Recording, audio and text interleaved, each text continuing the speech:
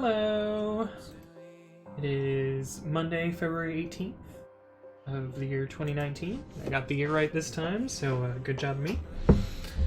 And today, what I want to work on is more of what I worked on yesterday. So yesterday, we took our should I say our, but I wrote it, so it's mine. We took my setup.py upgrade script, which takes old style of setup.py. An example of that. Oh, my eye's freaking out. What's going on? Which takes old style of setup.py, which is typically you import setup and then you call it, and the side effect of this function performs setup tools things. But the new form of this is, well, I guess not the newest form, because the newest form is pipeproject.toml and pep517 and all that other stuff. But the new to me form of this is setup.cfg, which is what setup.py upgrade automatically does for you. It spits out a data file instead of a code file, which is a lot easier to rewrite, modify, etc. But I haven't really done anything with rewriting and modifying until yesterday. And yesterday what I did was I wrote a distributed fixer for all repos, which is my tool for making changes to a bunch of repositories all at the same time.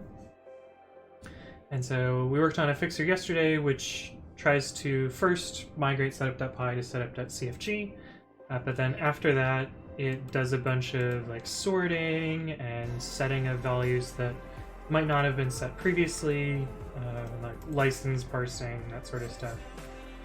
And I thought about it a little last night, and I think this tool is probably useful independent of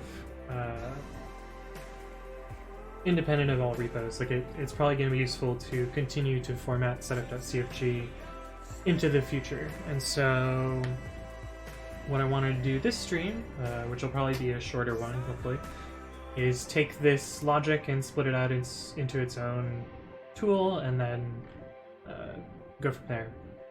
So you'll see me create something from scratch today. Well, not from scratch. You'll see me create a project from scratch and copy over code and tests and go from there. These are the same. Oh wait, no, this is the actual output of running the fixer that we wrote yesterday. So it took setup.py, removed a bunch of stuff, and added it to setup.cfg. You'll also notice that like it added some fields which didn't exist before. So like we didn't have license or a license file in the left-hand side, but in the right-hand side it realized, oh hey, you have a license. We'll stick that in here. Same thing with long description. And those are only present in the declarative metadata. But anyway, that's the plan for today. So the first thing that we have to do is name this thing. And I haven't really come up with a name yet. So I'm probably just gonna like start with something, and if I don't like the name partway through or before I publish it, we'll change it. But I think the name I'm gonna start with is setup config format. CFG format, or maybe FMT. Short names are great.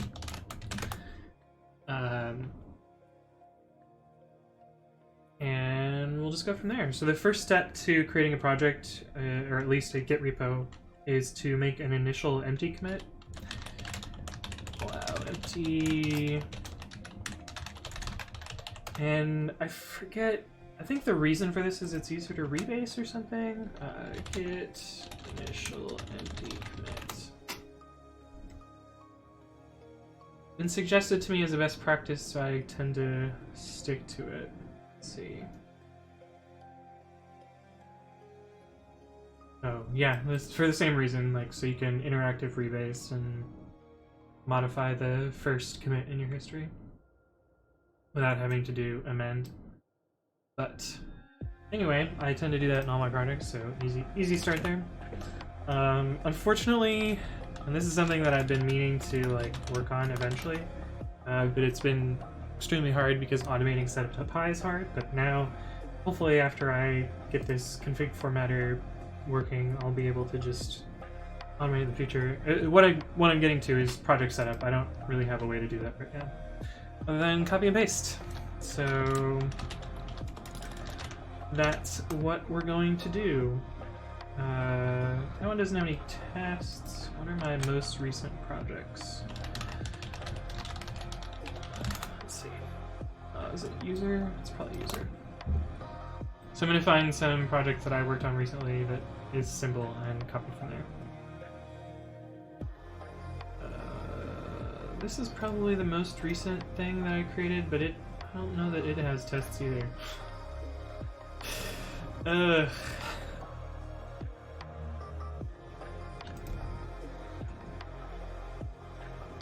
think this might be the last thing that I created before that.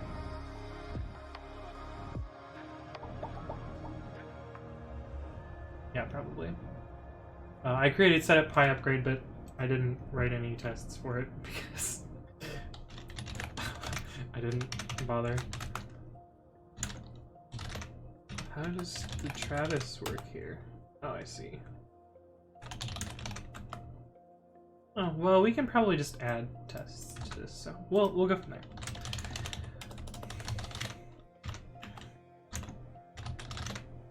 So the first thing that I usually do is just copy over all of the files from some other project. I'll go through, we'll look at the contents of each of these files so you can see what they do, and adjust them from there.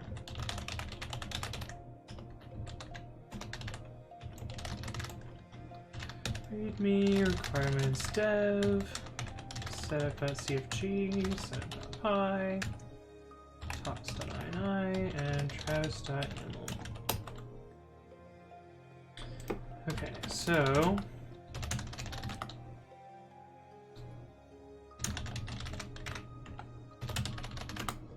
I'm gonna look at each of these files separately, and we'll explain line by line what each of them does. So this is the coverage RC, and coverage is a tool that tells you when you're testing your code or not, or I guess like covering lines or not. And this is the coverage RC that I use in most of my projects. See, line by line. We turn on branch coverage. We always look at source in the root of the repository. We omit some files in our repository that either aren't coverable or will always show up. So things like the virtual envs inside Tox, or the system installed Python, or setup.py because it's the installation code. Also, double under main.py never gets covered. I think I only have one project which has double under main.py, which is pre-commit, but if I ever were to make another one, then I would do the same thing. And the reason I coverage ignore that is because it's always just initialization code, or like CLI code, not initialization code. And like this is purely side effects, and the contents of this file aren't all that interesting. Then we get to the report section, which I always want to show missing lines, and I want to skip files that are covered. This makes it so when you have a project that has, I don't know, 100 files, that you don't get 100 lines that just say 100%, which isn't particularly useful. Then we set up the exclude lines. So by default, there's pragma no cover to skip lines, but some of the constructs I always eliminate.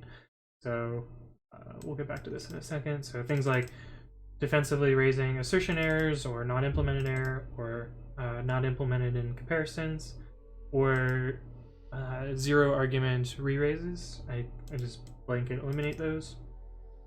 Also, if I ever see an if name equals main block, this is because it's impossible or nearly impossible to cover this while testing without using a subprocess or something. And then this last bit is kind of a hack. I think I only use this hack in one project, but it's got copied around from there. The way that hack works is if I have Windows specific code, where's my app.var file? If I have Windows specific code, I set a coverage ignore Windows environment variable to this, and then I can use this pragma to only exclude Windows specific code, or non-Windows specific code. And so that'll substitute into this environment variable and then apply only on Windows. Kind of a cheeky trick. And then the HTML section is if I ever want to generate coverage HTML, it'll end up in this directory. I haven't actually done coverage HTML in a really long time, so that sticks around, but I don't use it. This is gitignore, which is just saying which files don't get checked into Git. These two come from running mypy or pytest. Coverage comes from coverage, talks comes from talks. If I create virtual M's inside my project, they don't end up in the unstaged files, and also compiled Python files and the metadata for running setup.py doesn't show up either. Pre-commit configuration, this sets up the Git hooks that I'll use for, or the linters and formatters that I'll use for this project. Depending on the project, I'll set up some different flags. So in this case, I'm going to make a Python 3 only project, so I would set like Py3 plus or Py3 6 plus. And I would also configure mypy and a bunch of other tools. What's up, outdated version? How are you doing? I'm setting up a project right now, so I'm just going through all of the files that I put in all of my standard projects. Not super interesting, but it's the start of something. This is the travis.yaml file. This tells the CI system how to run my tests. In this case, I usually have the same pattern where I have a matrix up top and then the same install and script lines here. I'm alright, just started a vacation. How are you? I'm doing fine. I almost went to work today before realizing that it's a holiday in the US. So the first thing that tipped me off was the train schedule was different, so I walked all the way to the train station and then realized, oh, well, guess I don't have to go to work today. But other than that, I'm doing fine. And the last part of this Travis YAML files tells what directories get cached. So the first is the pip cache for anything that pip downloads and stores, and then the second is the pre-commit cache for anything that any repository that pre-commit makes. Yeah, smooth. This is the license. I usually license my stuff as MIT, so that's what that's about.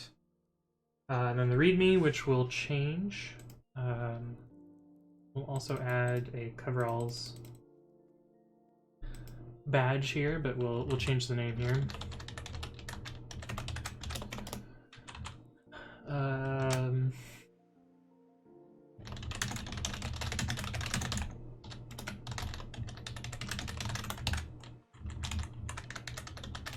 Might as well update this while I'm at it.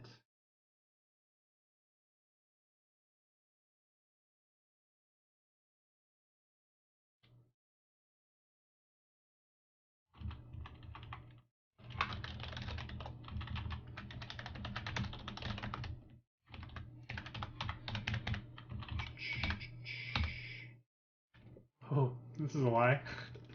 Let me fix that. Sometimes when I copy and paste stuff, it helps me fix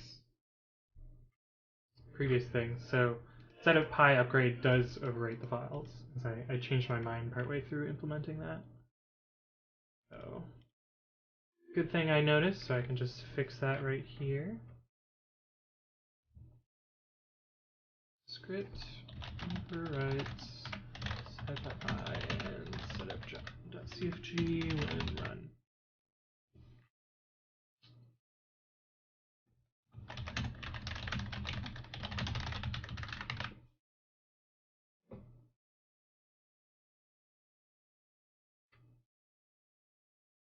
Done. Okay.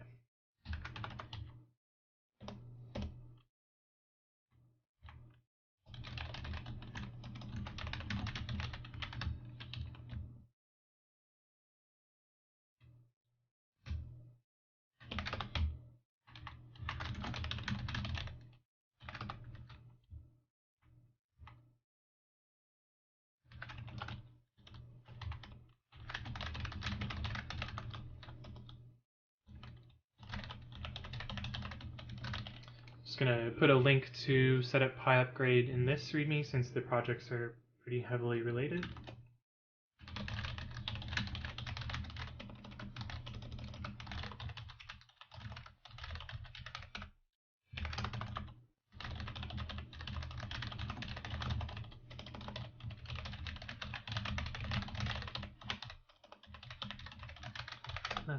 This is the basic skeleton of the README that I usually use. I upgrade setup.cfg format.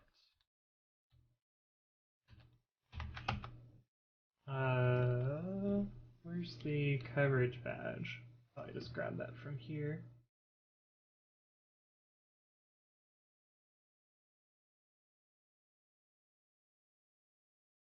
And we'll hook up coveralls later. I've learned that I have to do that one off camera because for whatever reason they show the coverage token or the repo token in plain text, which is not great. Alright, so next is the mypi.ini. This tells mypi how to run against the files. I set a couple of settings. The first that I'm going to talk about is disallow untyped defs. This makes it so I have to have 100% type coverage. Hey, what's up, Sarcastic Dante? I disable this in tests because I don't believe that type checking tests is useful. They're tests after all. If they have type errors, they're gonna error when you run them. But other than that, like outside of tests, I require that everything is typed. I set up check untyped defs, so even if tests don't have type annotations, it'll still check whether the calls are valid or not. Disallow any generics. So you can. MyPy has a bunch of, or typing has a bunch of generic types, so like dict, tuple, etc. Without brackets, they are the same as dict, any, and this makes it explicit that you have to specify any. You can't just use the blank generic. Ever used i3? I don't think I have. Is it Python?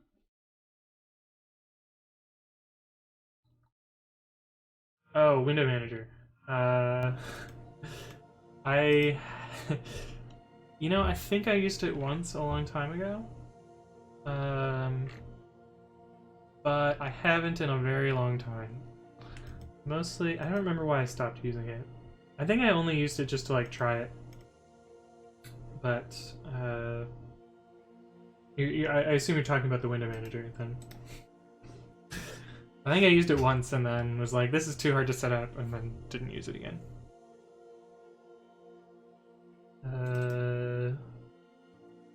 Yeah, we already talked about that. Disallow incomplete defs.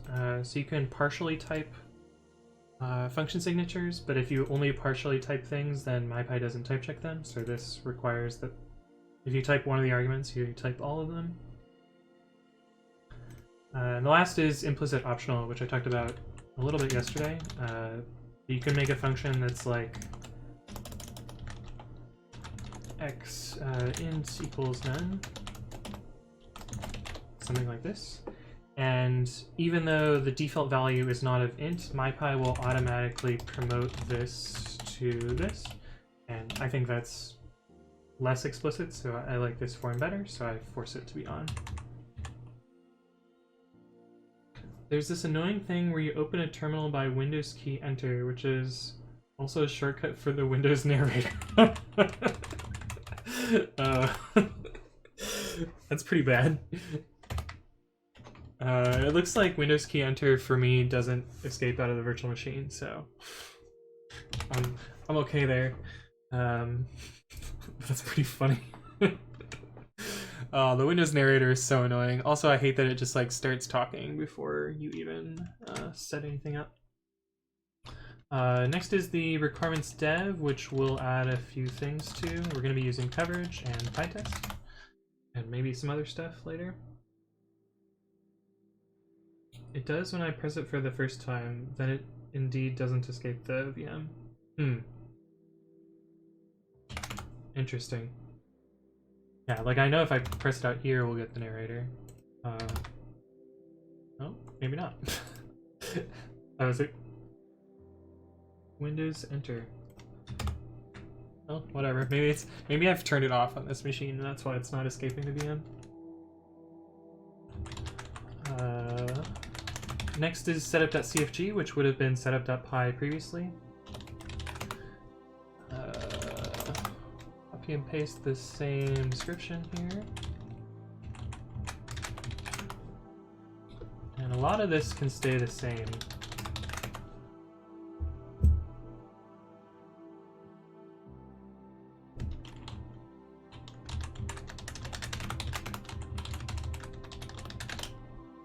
We fill out, I'll explain each of these sections in a second.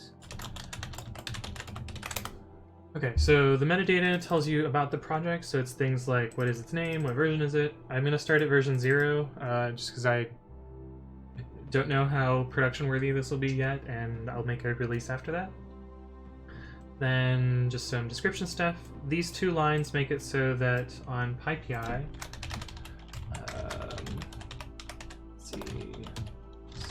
upgrade. Makes it so on PyPI the README will automatically show up on this page. And if you don't do that, you end up with things like my other projects, which don't set that up. You get this nice, the author of this package has not provided a project description box. But one of the things that setup config format will do when we finish implementing it is automatically set these two fields so that I don't have that problem anymore. Beyond that, it's just like stuff about the license, which versions of Python you support, but this is all metadata, it doesn't actually do anything. The next is Py modules. This is if you want to have like single file distributions. So I tend to like single file distributions because it's conceptually easier to me, but if I wanted to do packages, I would use, let's see, an example here. If I want to use packages, I would use packages equals find, and what find does is it iterates through all of the files in the file system and adds anything that has init.py in it, init.py in it, to the list of packages. And you can configure find by setting options.packages.find, and I usually exclude tests and testing because I don't distribute those with my packages. The next is the entry points and console scripts. This will be all of the executables that get installed. So in this case, we'll have a setup config format executable, which will call the main function inside of this module. And then the last thing, which actually isn't super necessary if I'm only targeting Python 3, but this says that I have a single pure Python source that doesn't have any platform-specific components. And so if you were running a library that supported Python 2 and Python 3, it would produce a universal wheel instead of versioned wheels. It doesn't actually do anything here, but it doesn't hurt anything, so I'm going to leave it. So that's setup.cfg. Setup.py is really simple, and this is a lot of what declarative metadata makes great. Is there's essentially zero code in this file now, and so like this file can be exactly the same in every single one of my projects. And in fact, in the latest version of pip, which hasn't been released yet, this file becomes completely optional. Pip will write this file for you. And basically the same contents here. Next is talks.ini, which we'll add a few commands to. Talks.ini. Okay, remove narrator.exe. Nice.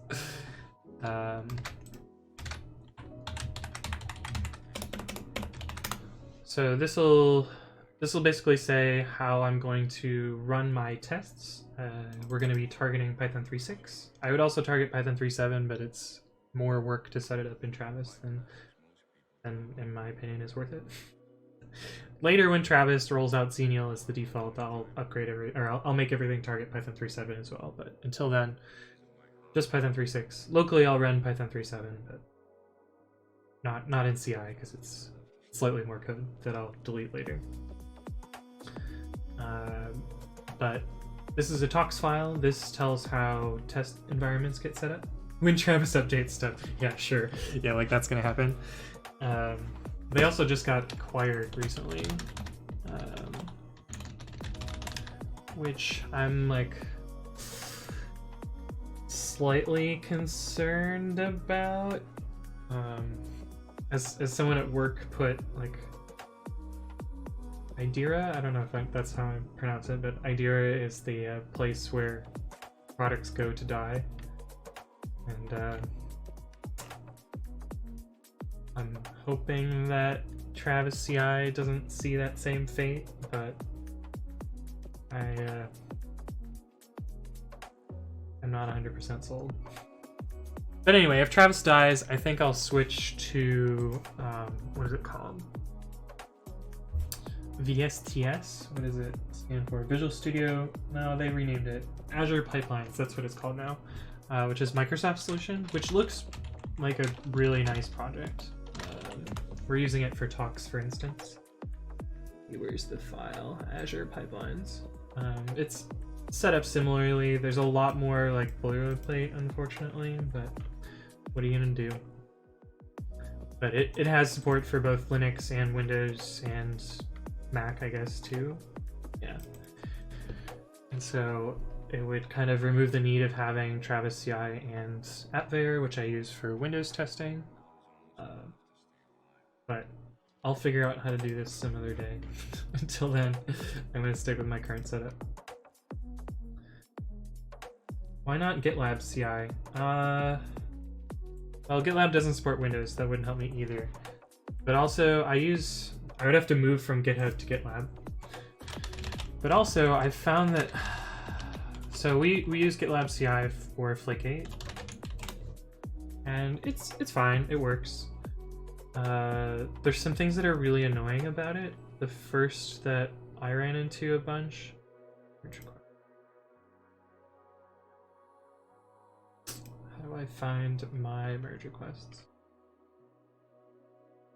Anyway, I don't remember how to find my merge requests, but I had two main problems with it. The first was anyone who forks your project needs to set up all of the secrets and credentials in the same way that you set it up, and it's not super obvious to everyone. So for instance, when I forked Flake 8 to make contributions a while ago, I made a PR and my tests all passed locally, but my PR was read. Oh, you can use GitLab CI with GitHub? Huh, weird. I didn't know that. But I guess I'll continue my story anyway.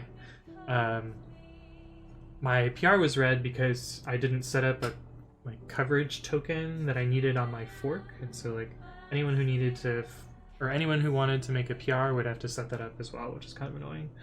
The other thing is GitLab CI's Docker setup seems really flaky. I think it's something like 1 in every 10 CI runs seems to fail one of the jobs, which is like a little obnoxious, and it doesn't have auto retries for their Docker failures. I don't know. I might consider it if it comes to that. I didn't know you could use it with GitHub. GitHub. I mean, I guess you can. Interesting. But yeah, maybe I'll look into that if it comes to that. Close some tabs while we're here.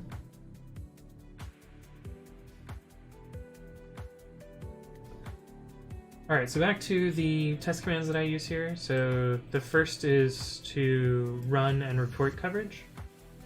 So you always want to erase coverage before collecting it, because otherwise you'll get stuff from previous runs. In my experience, Travis fails more often on apt. Yeah, that's pretty true. That's why I tend to avoid installing things from apt in Travis. GitLab never failed on Docker pull for me. Weird. Maybe I'm just unlucky then. The next is the run of coverage, which in this case is just running PyTest. This syntax here says that if you don't pass any arguments to talks, it'll default to tests, but otherwise you can pass arguments here. And the last part of the coverage is to report the coverage and fail if it's not 100% covered. So I like to have 100% coverage in my projects. And then the last is pre-commit stuff. This is where it's running linters and making sure, and code formatters and that sort of stuff, and making sure everything is up to snuff. And it also installs git hooks as a side effect. This isn't actually necessary, but I find that it's convenient. Thank you, Unseen NRG, for following. Every follow counts.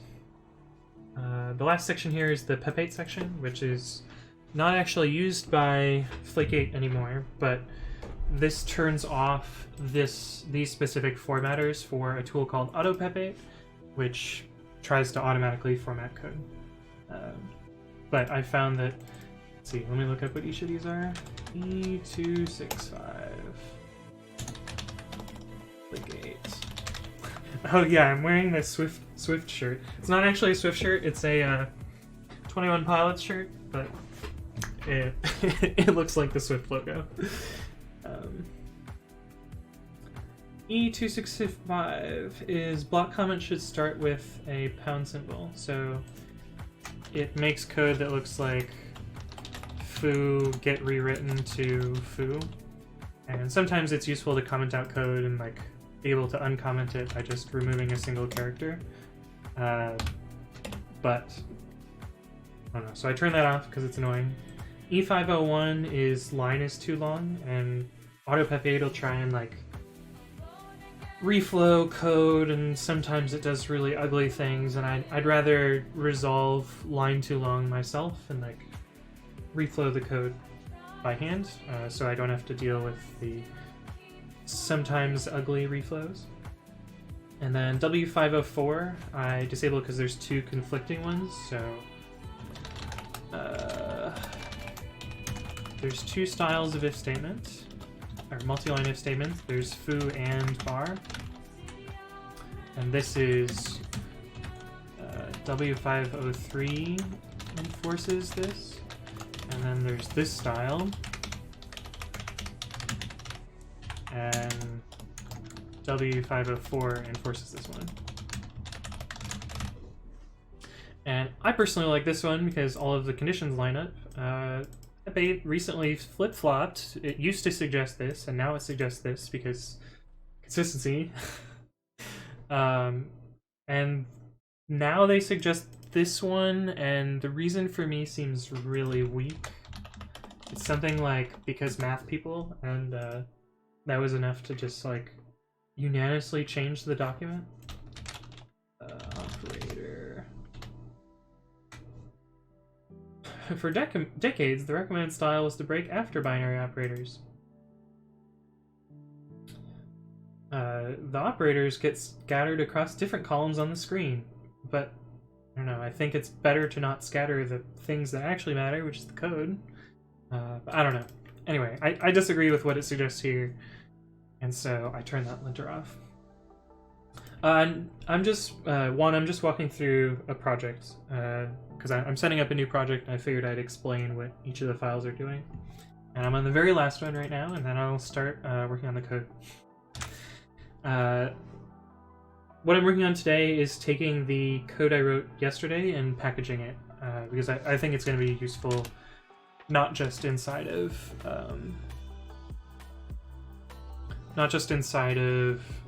all repos. It'll be useful as a standalone tool. So we made a couple changes from the thing I copied and pasted. Most of it is just like renames and deleting code and from the README, and then updating the metadata, and then adding tests in. So that's the basic template. Also add a test directory, and we'll have our file here. This is also the template that I use for making a command line tool. Optional sequence stir equals none, returns int.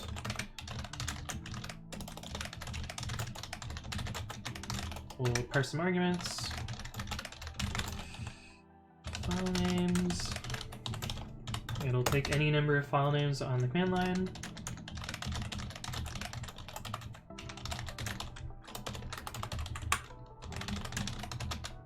Arg parse from typing import optional.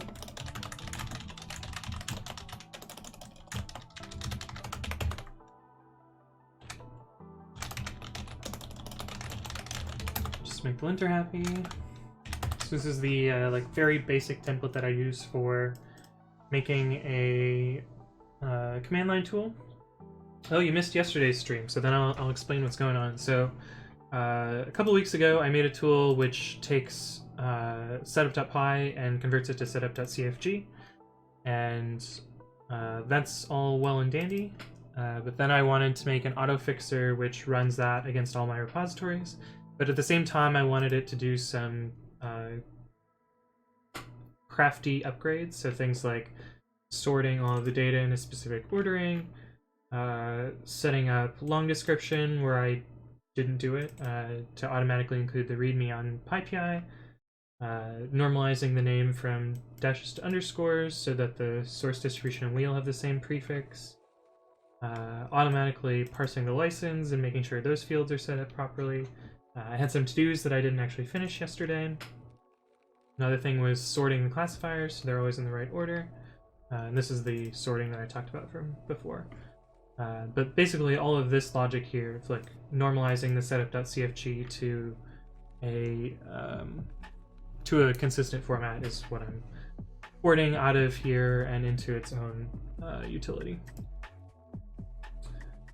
Anyways, back to this. This is the basic template that I use for a command line tool. It has a couple of nice features. The first is this optional arguments sequence stir here.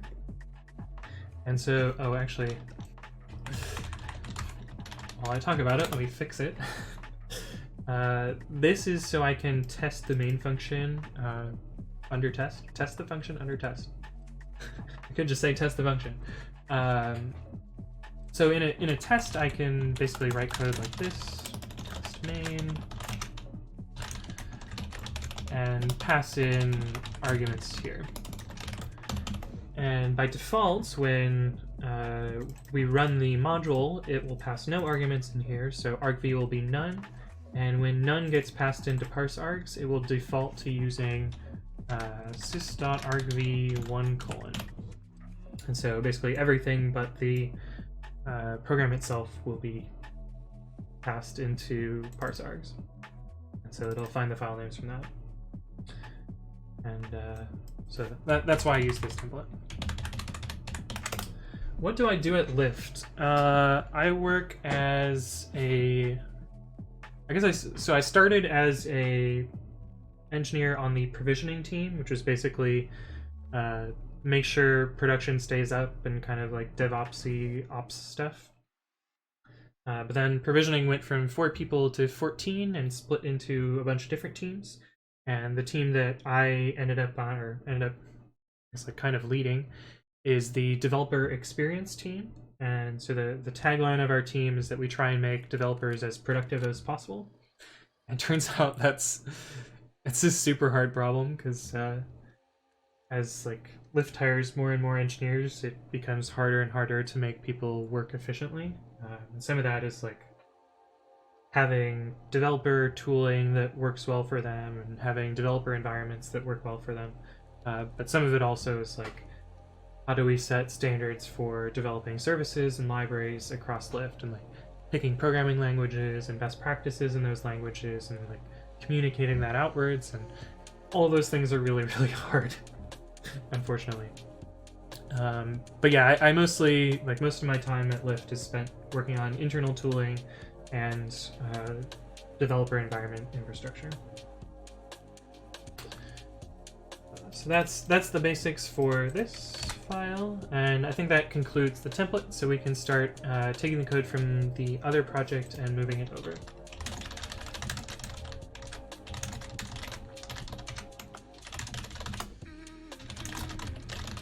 I guess I should write the test file as well. And so fortunately, we can take a lot of the tests that we wrote in the other project and make them work here as well. So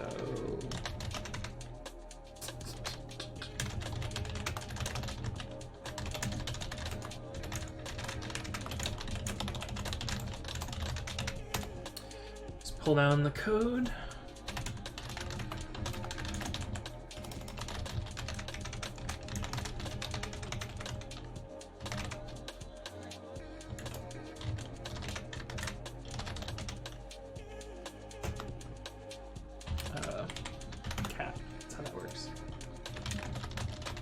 This is the test that we wrote yesterday, though we won't need to set up repositories or do any of this like repository manipulation. We'll be able to just worry about setup.cfg. Sounds nice though. Yeah, I enjoy my job. I get to work on stuff that I think is fun. I also get to like leverage open source tools and figure out like how Lyft as an engineering team will evolve in some ways, and I think that's fun. Right, so here we will not need any of this anymore. We won't need subprocess. We'll probably need PyTest.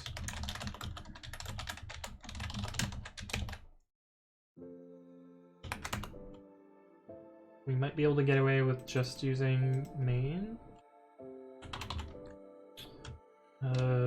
We won't need any of this setup because we're not actually worried about the part that takes a setup.py and converts it to a setup.cfg, so we can get rid of that. And we can just start writing some tests. So I think the first thing that we want to do is make sure that a no-op file goes through fine, and so we'll basically take this setup.cfg and write it out.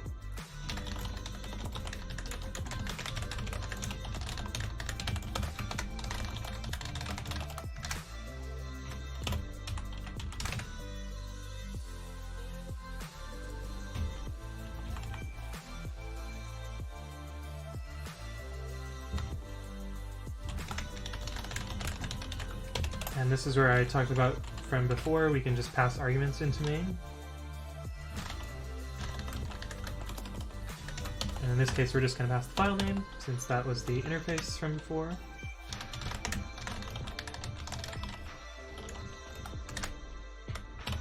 And we should expect it not to change. And that's our very first test. And we'll start by just disabling all the other tests because they aren't super interesting yet. And we can run this test. Pi37, sure.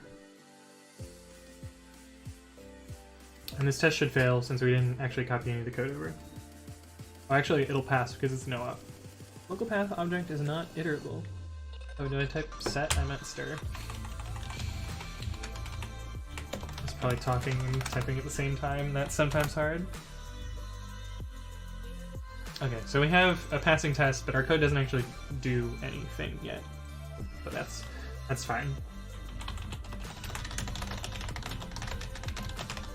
So the first behavior that we wanted to make sure works is that it sorts fields.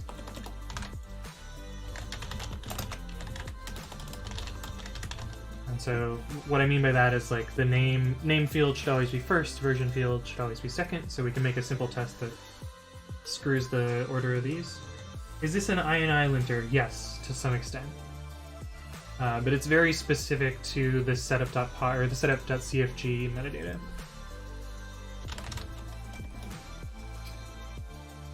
Use this same code up here. In this case, we're gonna reverse the order of those. And then we can use this same assertion as before.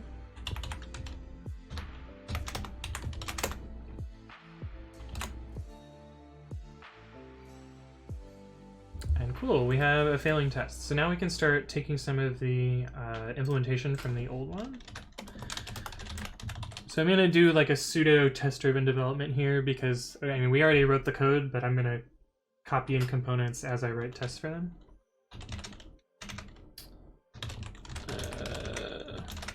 fix. So the first part is this keys order bit.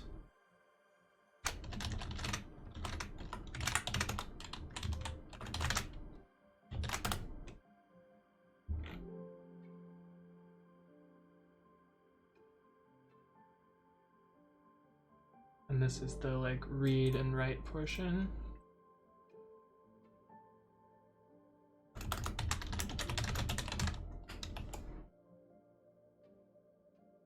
I need to play with your pre-commit thingy. Yeah, if you want like a quick start guide, let's see. There's one on the website. There is not. Oh, come on, docs. Why didn't I put this in there somewhere? The easiest way. Oh, there's not much to do with C++ apart from Clang format. Oh, there is a demo, yeah. This repo, which kind of gives you that setup. Yeah, I've been meaning to do more stuff with C++ in pre-commit, but I haven't had the chance to or I haven't had the need because I haven't written any C++ in a while. But yeah, the C++ support is kind of lacking. But like setting up Clang format for it should be pretty easy. You would basically do something like repo local hooks ID Clang format name Clang format. It would be a system hook since you would just assume it's already installed. The entry would be, I don't know, I don't remember how Clang format works, but it's just like, I think it's Clang format. I don't remember. Something like that. And then you would use types. I think types applies here.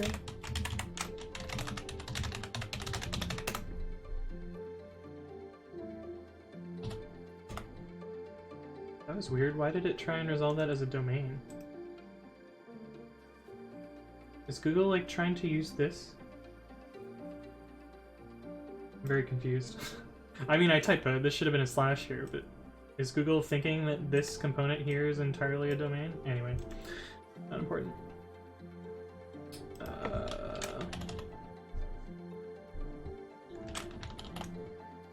It looks like header files are not included here.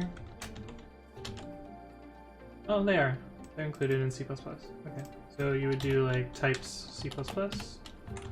Might need to quote this, I don't remember. But this is basically all you would need to set up Clang format with pre-commit.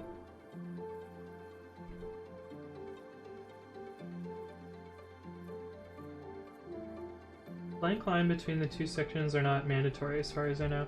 Yeah, I'm basically just using the here, I'll put this in a pasteman so that you don't have to retype this. Fluffy.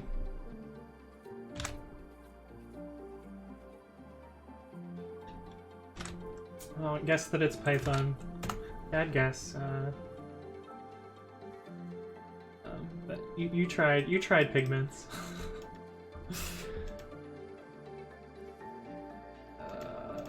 Where was I? Well, I'm gonna assume that's thank you in Japanese, but we're gonna go to Google Translate again. It is thank you. I guessed correctly. Good job, me.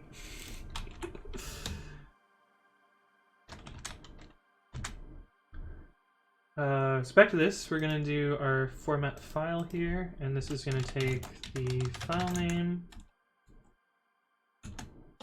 and return a boolean, I guess, like whether it changed it or not. And so we want, this is the sorting code.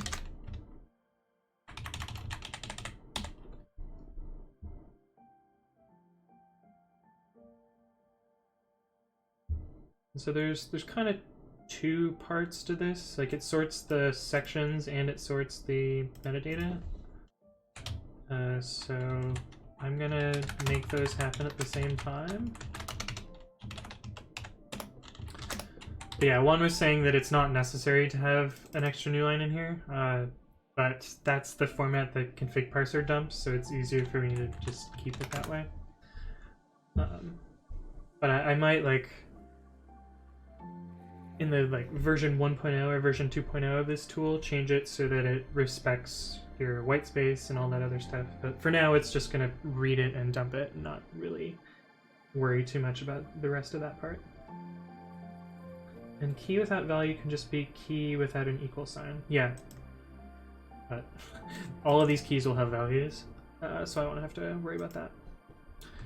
But yeah, we're going to test both the sorting of the internal parts and the sorting of the sections here in one test, because it's going to be implemented as one unit as well.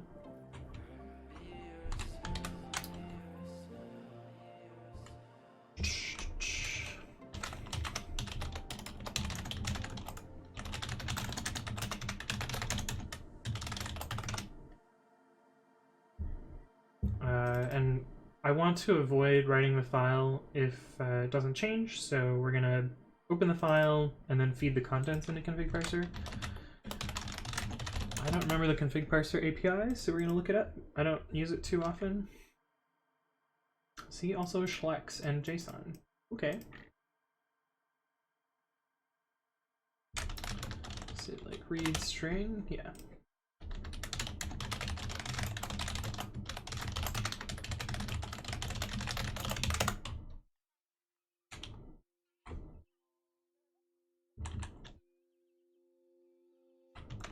New contents equals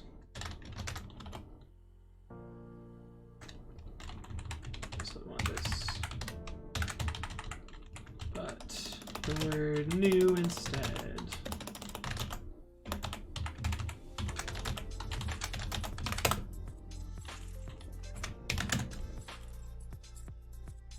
If contents does not equal new contents, or I guess the other way around probably reads better.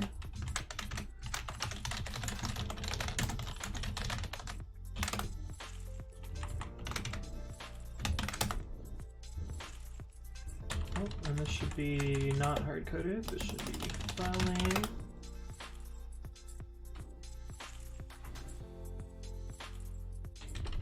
And then here we want to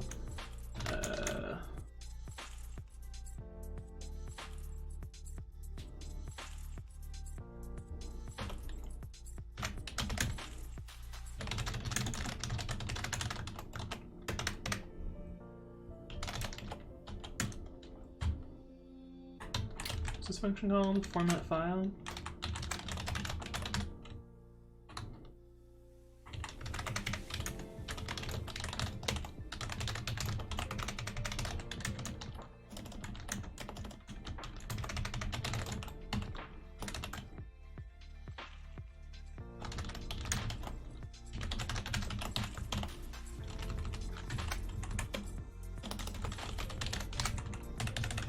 Actually, what do I usually write here for reformatting? Look up what I do here. Print. Rewriting.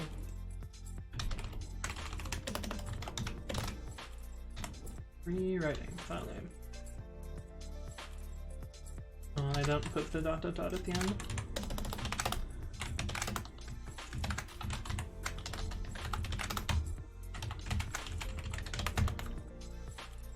Define name tuple.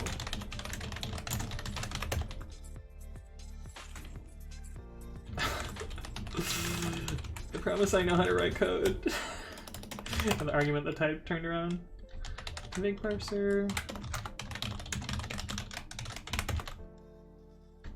Need to import dict.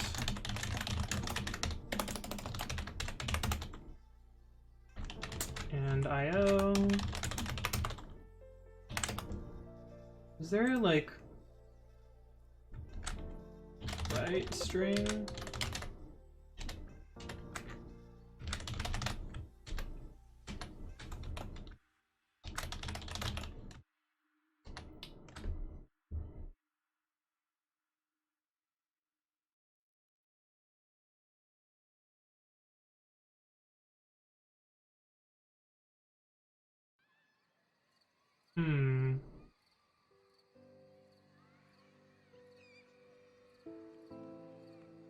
It has like read string, but it doesn't have write string. I must have determined this in the past, and that's why I'm using a in-memory file. Okay, so that should implement that test. Where was I running the tests? Here.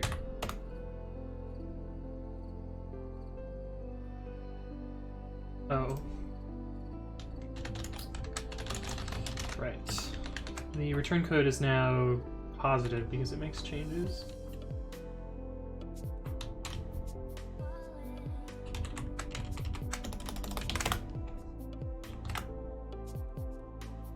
And another cool feature of PyTest, once we get this working,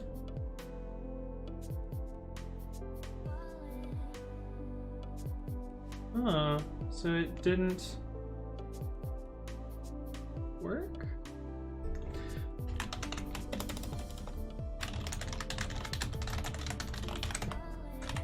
What's up, Mindful Fox? Oh, I used PDB again, didn't I?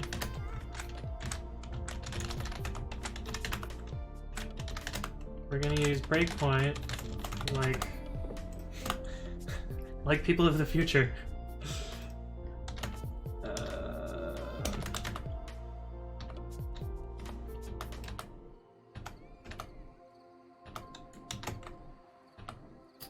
Format file.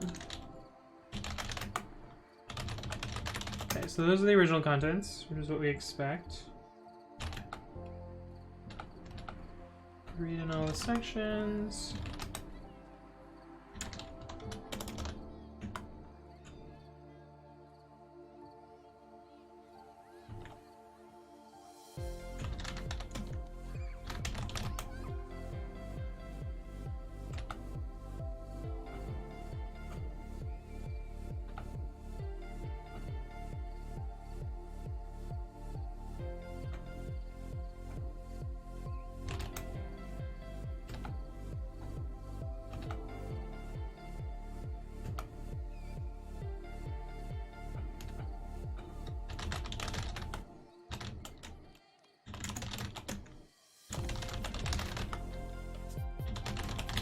Okay, and new contents is equal to old contents should be false.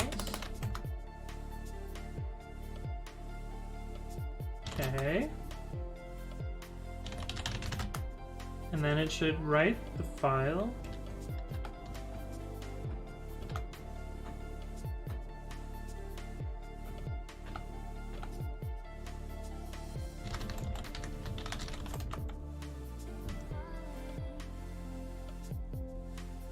It wrote the file, right? Apparently not. What am I missing? Seems like it should be so straightforward.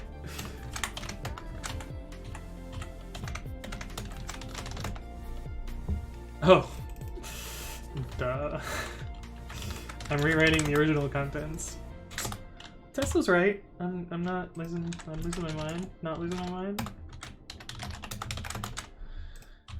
Okay, so the test should pass now. Cool, okay. Nim has an extended but compatible INI. See the example here.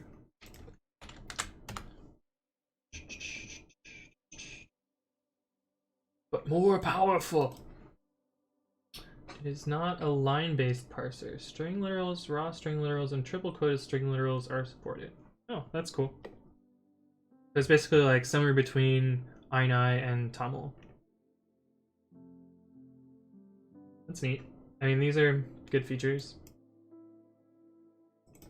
but not supported in Python, sadly. Oh, I have missing coverage in my tests because I commented out the tests, but that's fine. Okay, so now the next feature that we want is the addition of the README. Hey, what's up, Fat Grim? How did you test the main again? Is that Swift on my shirt? This is, I mean, it is like almost identical to the Swift logo. Let's see, Swift logo. it's pretty close, very, very close. But it's actually let's see if I can actually find it. This shirt, but it doesn't have the text on it. This is a bone casing, not actually a shirt, but this is what the design is. It's a band T-shirt. How did I test the main function again? So there's two components to that. Setup config format.py. The first was main has this very specific argument structure. So the first is that it has a parameter which defaults to none, which can optionally take a sequence of strings. Thank you, FetGrim123, for following. Every follow counts. Thank you again. So it takes this optional argument which defaults to none. When it's none, argparse knows to look at the command line arguments that are passed on the command line, I guess. But when it's passed some sort of value, it'll parse those specific values. And so these two lines are kind of the magic sauce that makes that happen. And then inside my test, I just call the function and I pass explicit arguments into it. And that's how it works. That's the magic of it.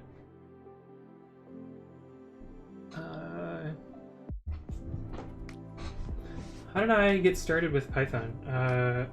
I was hired at Yelp in 2012, so 7 years ago. Man, time flies.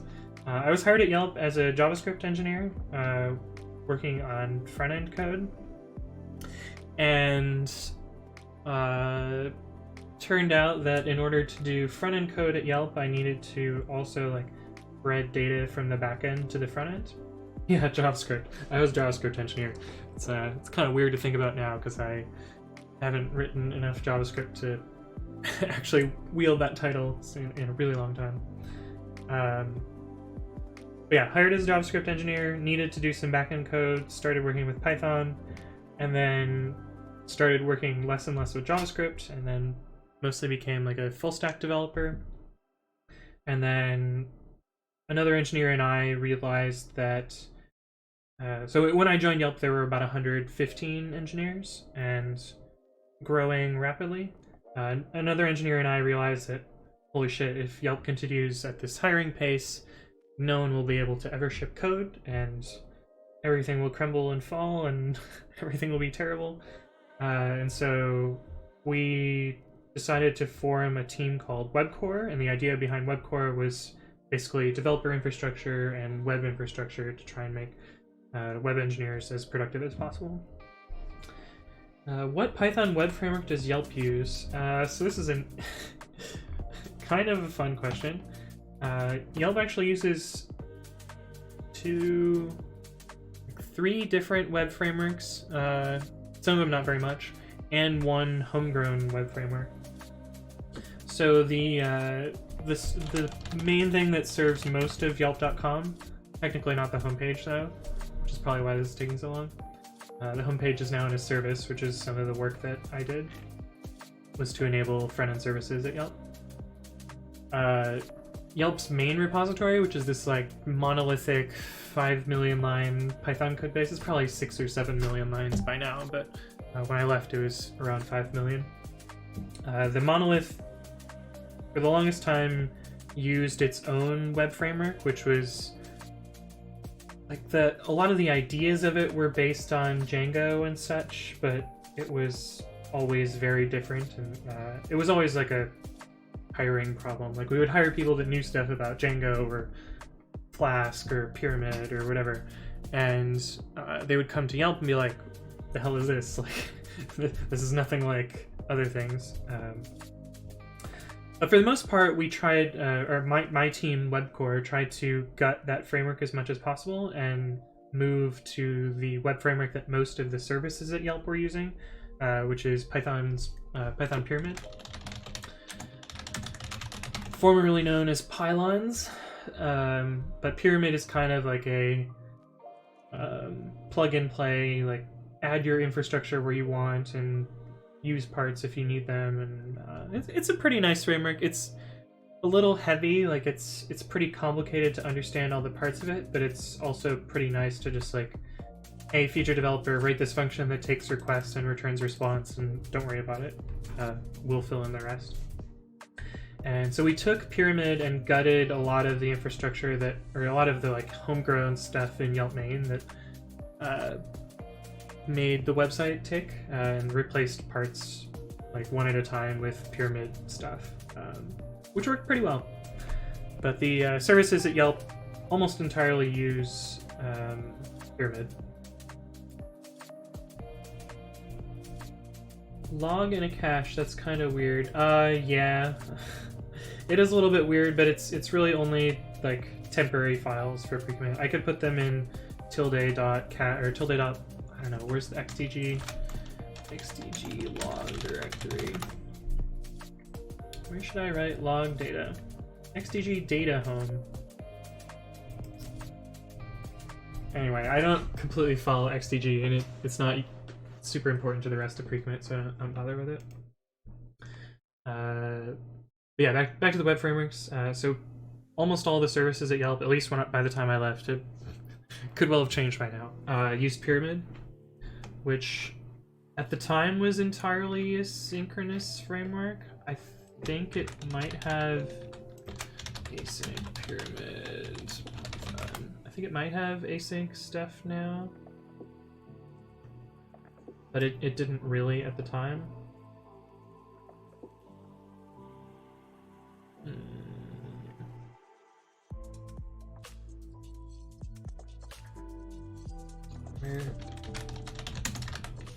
Yeah, I guess you can have async defs now. Maybe, I don't know. Async Pyramid of Doom. Yeah, I don't know enough about. I haven't worked with Pyramid in a long time to actually know the answer there. But Yelp also had like a small handful of Flask services and some really, really old Tornado services. I hope that the Tornado services are dead by now, but they were so hard to debug, and just, you have to be in a completely different mindset to write Tornado.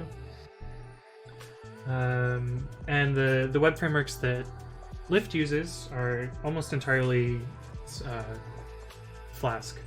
I think there might be a spattering of other stuff, but I don't know about the other stuff. I just know about our Flask stuff. So yeah, that's web frameworks in a crash course of what Yelp and Lyft use. Right, so now we can go back to adding more features here. So the first feature that I tested in the other project was the setting of the long description fields. We'll write just adds long description with readme.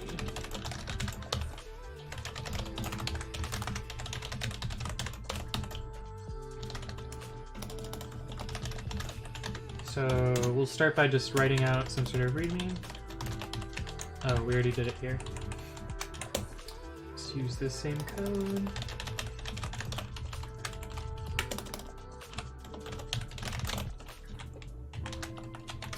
And we also have to set up the setup.cfg like before. We'll just take this very basic one up here. We can just grab all of this code.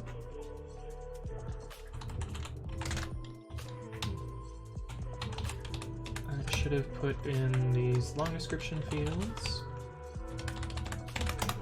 So now we should have a failing test.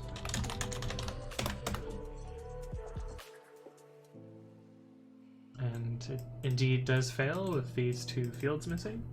So we can grab the code that did that before, which is this. We'll have to do this, a test for this as well, because I don't want to lose that. We'll do that next so I don't forget.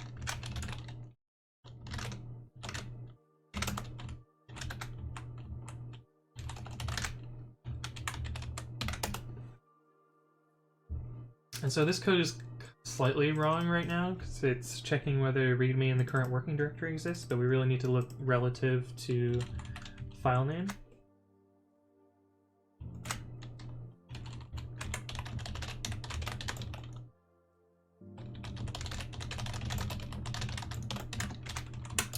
So we can find the directory name of the file name that's passed in, and then join it with readme, and then check if that exists. And then that'll work the same way. We could probably also make readme.rst work, but for now we'll just stick to that. And so that should make our test pass. After I make linting work.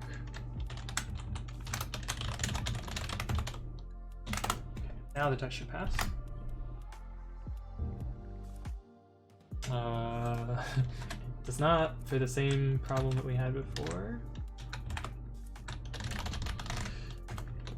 Since it's making changes, the return code is the opposite of that. Oops.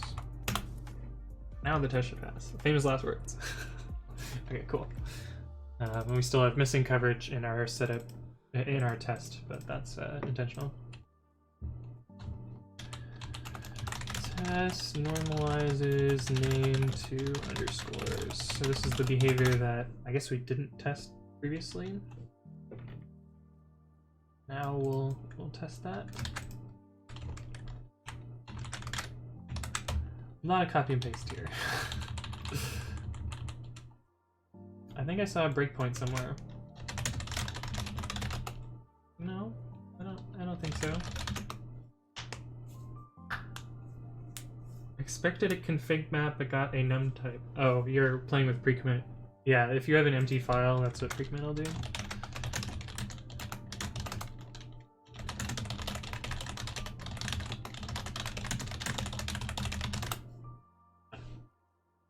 Got a none type. Yeah. The trivial precommit configuration is this, I believe.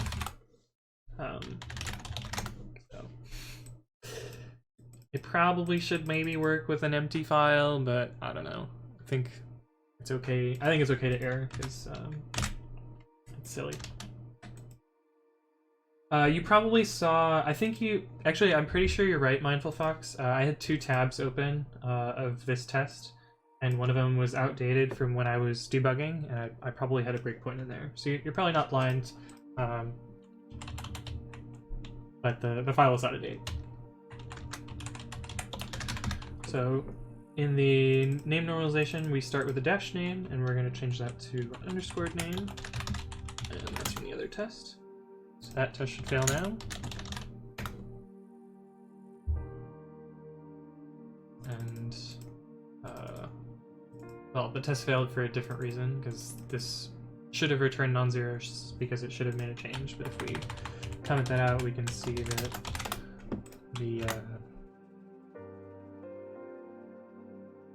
the underscore didn't end up happening. I'll copy this code from here.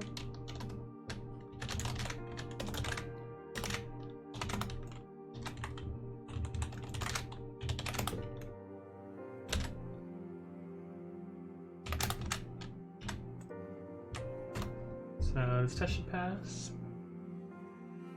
Sweet. Okay, what's the next behavior that we added? The next behavior was the license. I can never remember the ln command arguments order. Is this programming or copy pasta? Yeah, this is mostly copy pasta. The novel bits are going to be me writing a test, but even in writing a test, it's just copy paste.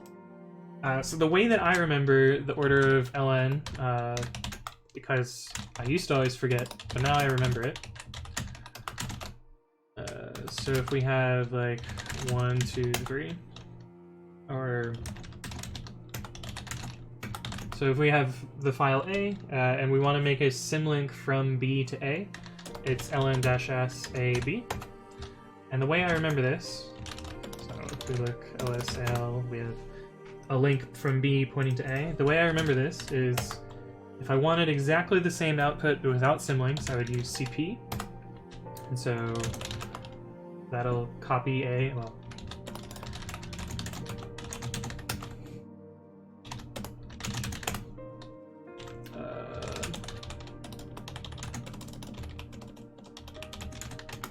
Yeah, so now A and B have the same contents by using CP-AB. But if I wanted it as a symlink, I would use the same order. So I'm mentally substituting ln-s for CP, and then you end up with the same result. So that's the way I think about it. Maybe it'll help you, maybe not. But yeah, it's definitely a confusing topic. And then like when there's a symlink API in a language, I can never remember whether that does the same way as ln or not, and like that's where it gets confusing to me. In Python,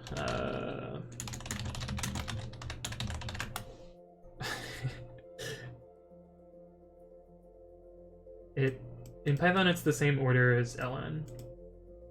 It looks like, although naming them source and dest is kind of confusing, because the symlink actually points in the opposite direction. But symlinks, brain. There is a nice API in py.path. I think it's make symlink 2.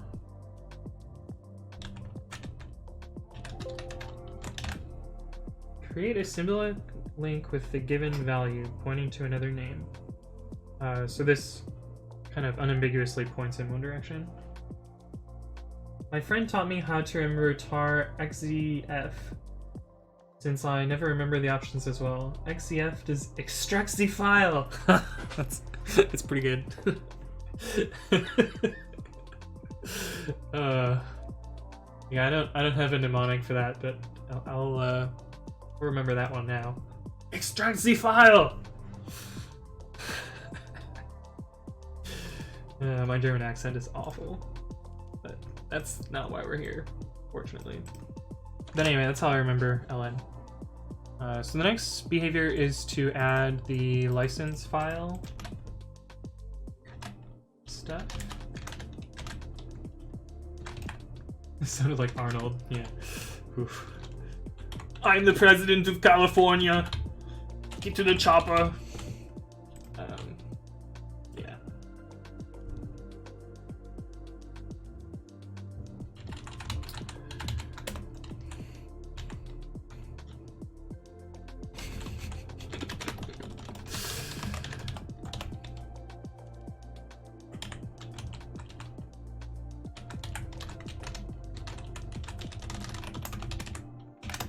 Six out of 10, yeah. That's about all I deserve.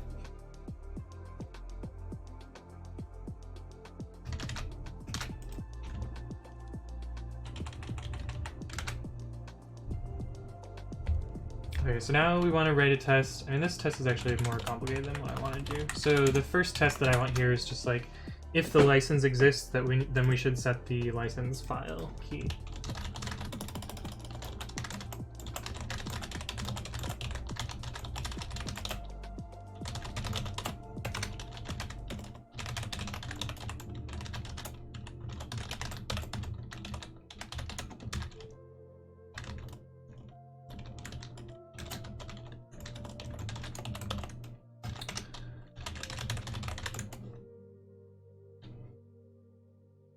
And then we'll add the other behaviors later. Copy and pasting development.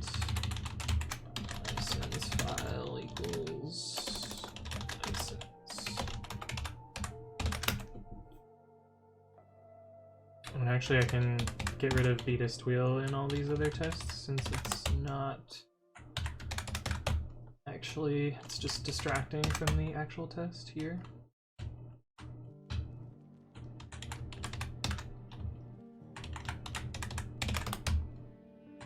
But we want it in this test because we're sorting the fields and sections.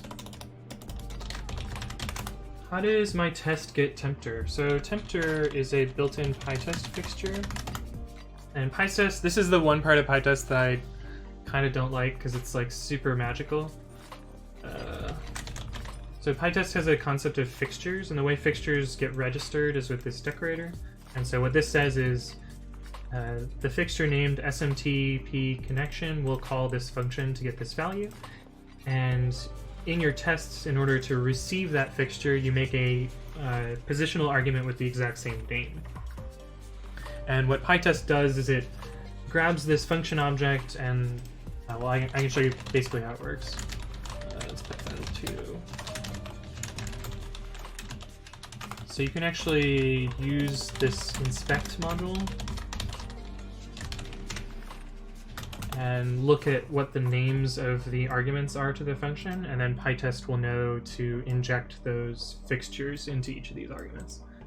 So it's pretty magical, but it works. And PyTest has a few built-in fixtures. The one that I use the most is tempter. It doesn't document it here, dang it. The one we already had open.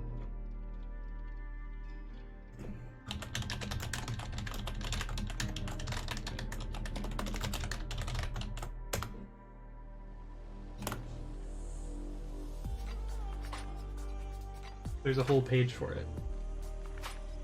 But yeah, tempter and temp path are provided by default, and they return py.path. Well, tempter returns a py.path object, temppath returns a pathlib object.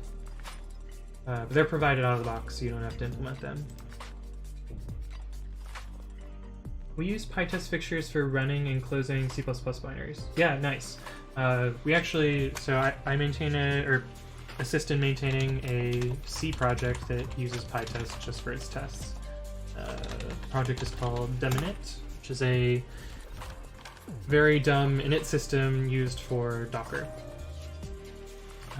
But yeah, it's this kind of small C file, and the tests that we do for it are PyTest tests. Because it was easy to set up PyTest and like assert the behaviors that we want. But deminit's pretty cool. It makes it so signals work properly in Docker containers. Yeah, this is the magic behind how PyTest figures that stuff out. I wish there was a slightly more explicit way of saying I use a fixture other than just like magical parameter stuffing, but it works, it's good enough. Kind of tiny unrelated tidbit about the docs. So you see how these are colored red or whatever? This is what the PyTest output actually looks like. And I wrote a tool that does this coloring. Before I was just boring and gray and no nice coloring, but I made the coloring happen here.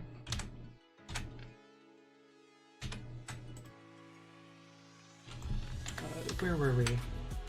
Sense the license file if the license exists. So that test should fail. It shouldn't set this because we didn't do that behavior.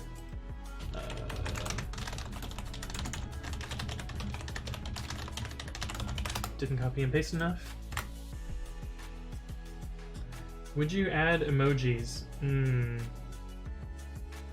I have like kind of mixed feelings about tools that spit out emojis. Most of them are negative. Like sometimes they can be fun and like I get that. But they also like make it harder to make your code work on other platforms and stuff. And like you still have to deal with Python 2 or Windows or I don't know, anything less than Python 3.7, you kind of can have issues with writing emojis to output. Oh, are you talking about Twitch or are you talking about tooling? If you're talking about Twitch, then yeah, I should probably add some emojis, because I haven't added any yet. I also don't know how to do that, so I'll figure that out. I assume you're talking about Twitch, right? Right?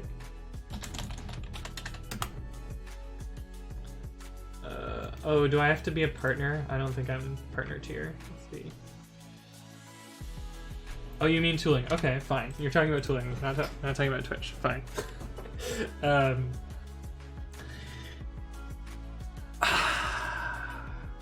don't know. I think like I want to keep emojis as subtle as possible. Like I'm okay with like check marks and X's and whatever, but I see sparkle cake sparkle. I just want to like strangle something. That's just me.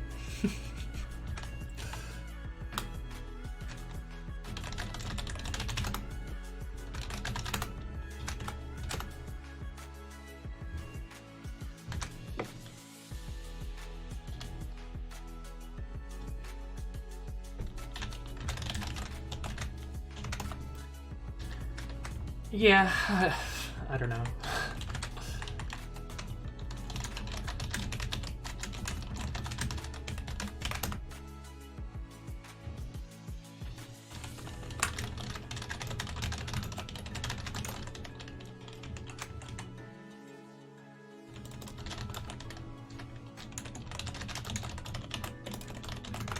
I'm gonna take this function here since it is sufficiently complicated and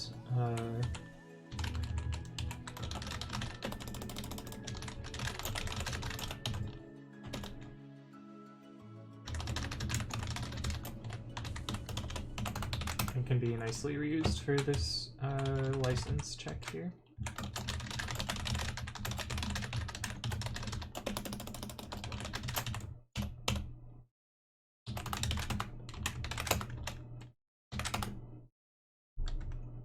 Oh, why did this pause? Come on, music. Oh, because I didn't click this button. Come on, music. Play. You can do it, I believe. Okay, there we go. Okay, so this test should now pass. I need to uncomment this.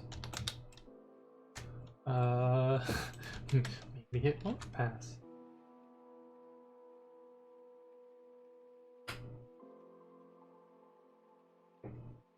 Oh, 5 failed. Everything is broken.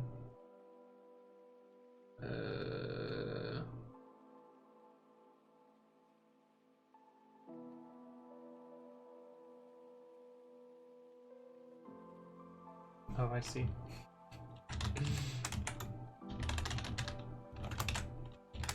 I copied and pasted this code but didn't update the variable names.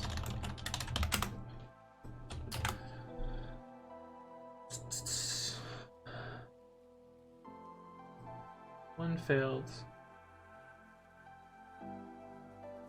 S sets license file if the license exists.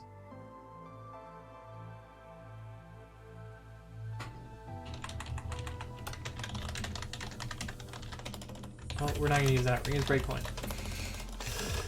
My muscle memory is still to do pdb.setTrace.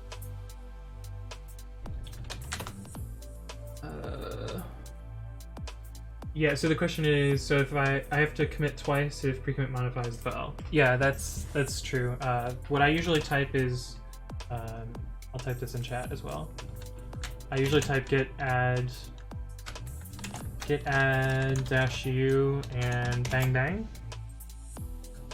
This will add the unstaged files and commit for you.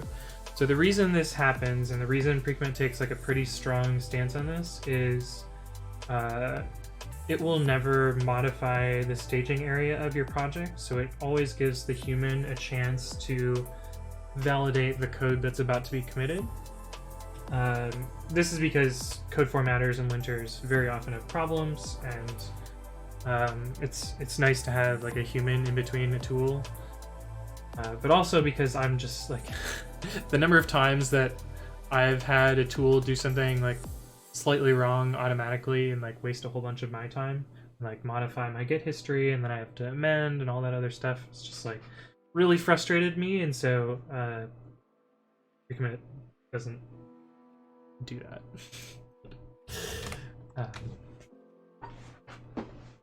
But anyway, this like if you want to just like automatically commit, like you can just run this and it'll do what you want. But now we have to figure out why this test isn't. Oh, of course the test isn't running because I commented out the main function. Yeah, that's why it's not passing.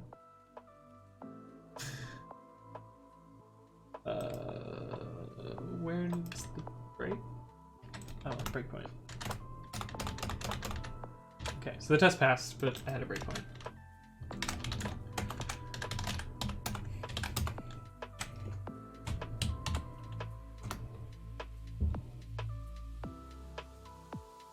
Okay, so that behavior is now covered, but now we want to do the MIT licensing stuff. So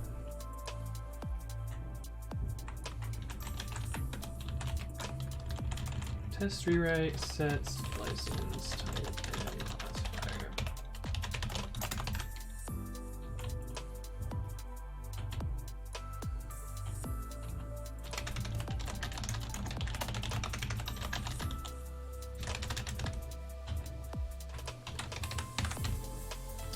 License file name equals license.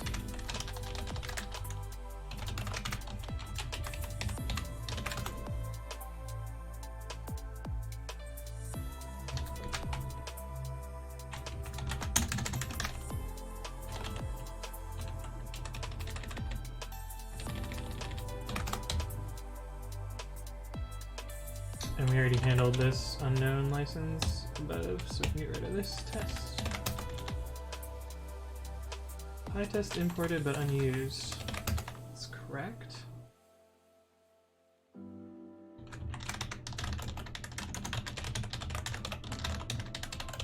Passed. Sweet. Yeah, the green output is, in my opinion, like one of the most satisfying things to see when hooks pass. This coloring is also a tool that I wrote as well. Nano user, hello from cousin Emacs.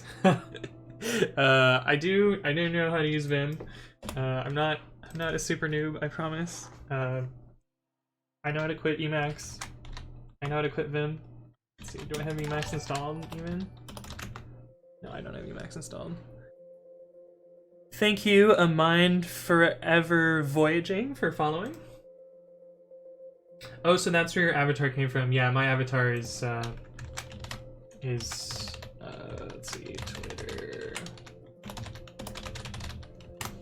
Yeah, my avatar is from the pre-commit output, which it's a little cheeky, but that's where that comes from. But look, guys, I know how to quit Vim. Yay! I should have just used :Q. Now that I think about it. What were we doing? We write the next test? I forget. We did write the next test, but we didn't implement it.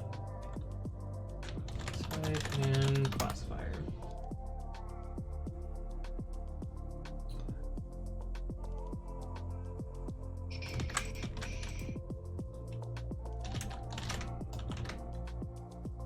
Do you use that in your Tinder profile? No. It'd be funny though.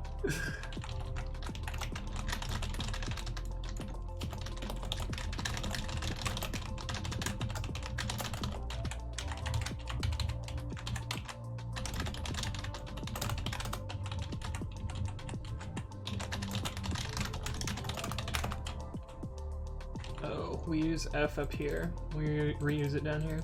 Fine, whatever. Oh, we license contents. License S.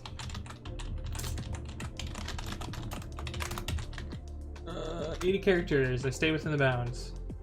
Yeah, and I still want like a better solution for this eventually to detect more license types and set this better.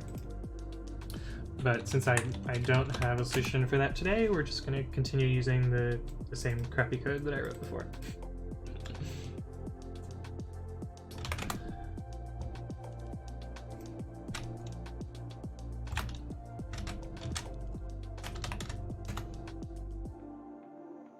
That test should pass now, but does not.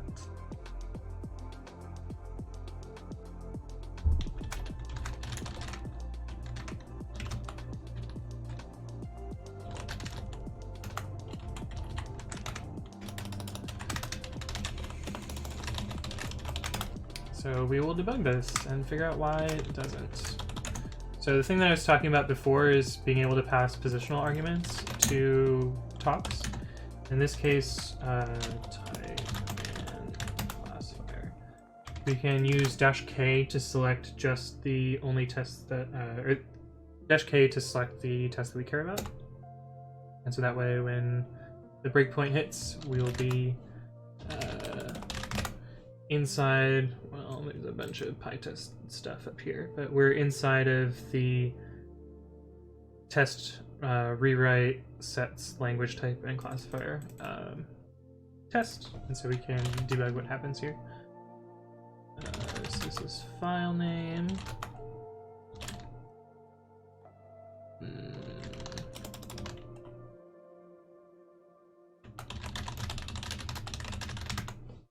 Okay, so that looks correct.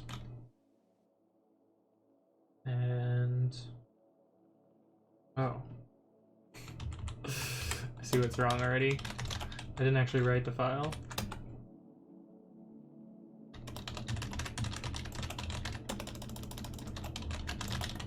So this should be false. Yeah. elif. Yeah, it probably won't be a bunch of else ifs for figuring out the license type. I'll probably either write a library or use some library that identifies licenses and then goes from there. But until then,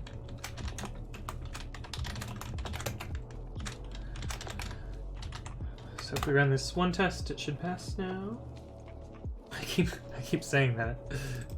Oh, the test is bad.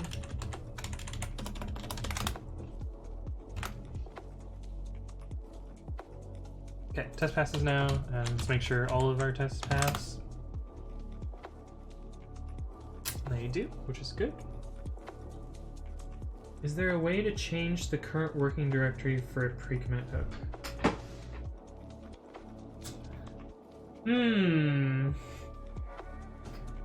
You can like hack it to make it work that way. But by default, pre-commit will always run from the root of your repository. If you wanted to do it in a different way, so let's say for whatever reason you wanted to run MyPy from, well, actually let's take the example that I gave you before. Where is that link? So this is the one that we had before. This is going to be like a super non-portable solution, but it's fine.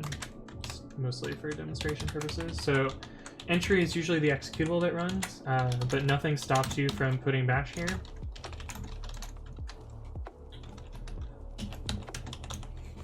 So this is the pattern you would use to cd to a directory and then run Clang format with the arguments there.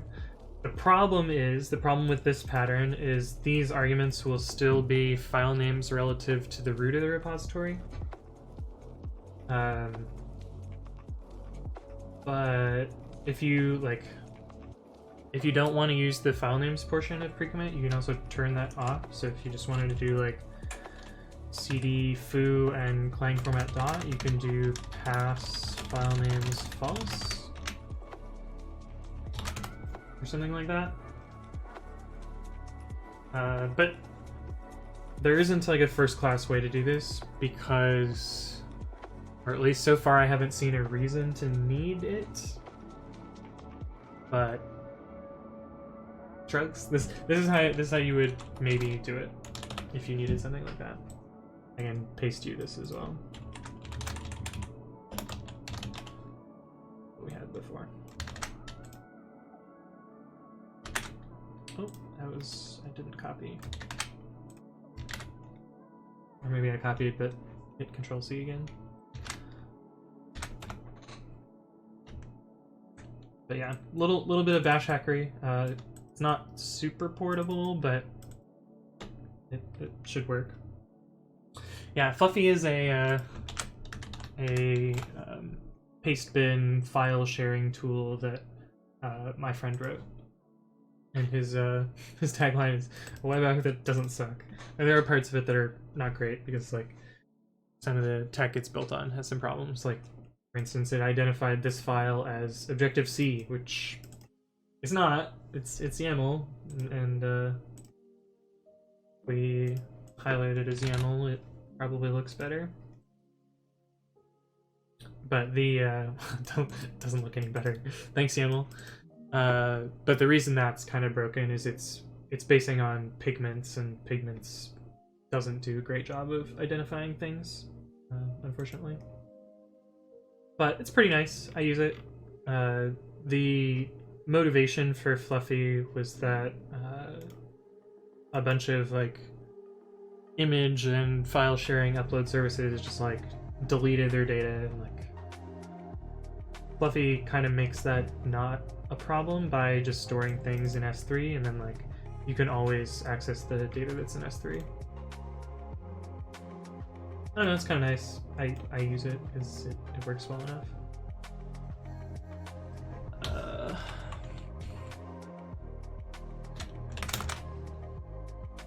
No expiration. Yeah, it's not exactly GDPR compliant now that I think about it, but oh well. It's not a commercial entity, so it's less of a problem. I don't know. I don't actually know. Don't trust me, I'm not a lawyer. I know nothing about GDPR. La la la la la. This test isn't relevant. This test isn't relevant. Oh, have we tested all the behaviors now? Oh, we didn't test the classifier sorting. Oh, we need to do that. I guess I can't store my memes over there. Test sorts classifiers.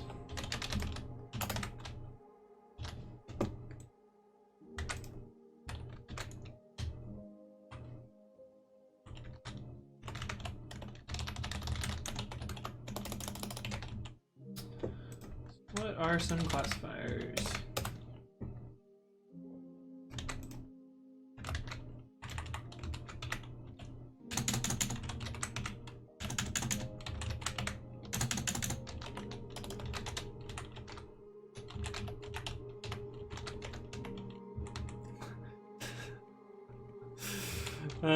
I mean, you could technically upload porn, and it would stay there.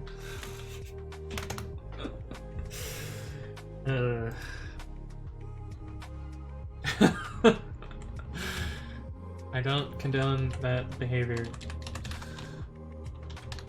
but it would not get deleted because we don't moderate the content at all.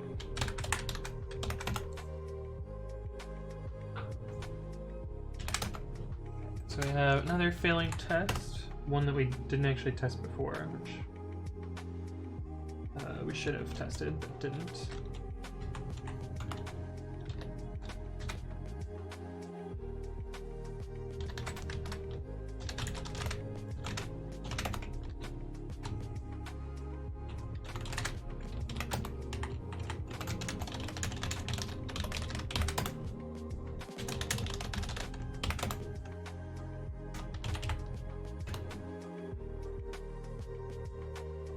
Okay, cool. So we've ported all of the existing behaviors. Now we see pre-commit is finally running because the tests failed, or the tests didn't fail. Setup config format function is missing return type annotation. It is indeed. So now we should get all green. In theory. Okay, cool. So this is all the behaviors that we wrote yesterday.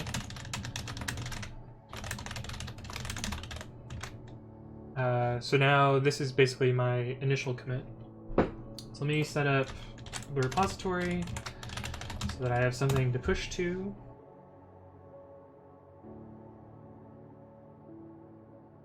Yes, please do not upload your nudes to fluffy.cc. New repository.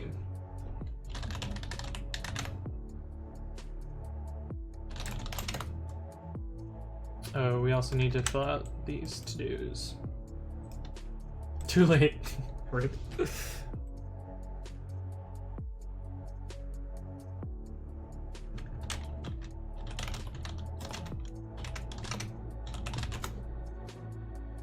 this gets our help message.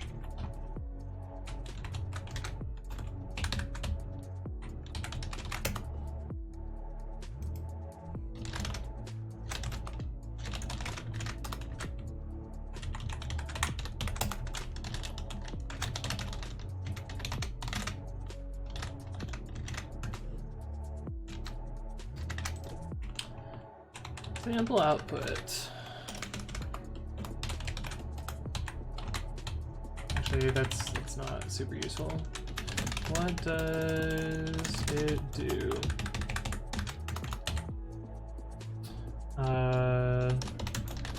Sense a consistent ordering for attributes.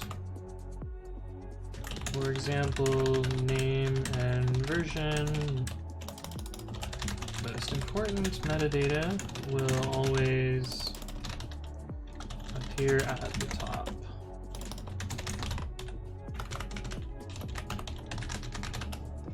Oh, now we have risky clicks.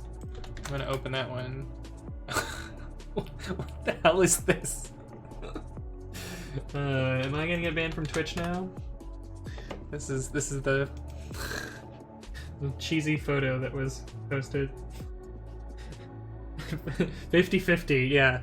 I also cheated on 50-50 by opening it in on the other screen. I'm not gonna ask what this actually is.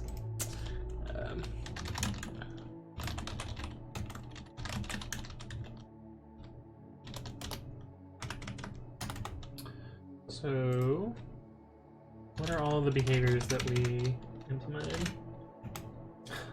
Oh, you don't even know what it's from. Great. So he sorts the fields. Normalizes dashes to underscores in project name. She's drowning in za. So obvious. Yeah. Or no, we're not gonna go there. We're not gonna talk about pizza fetishes. That can never end well.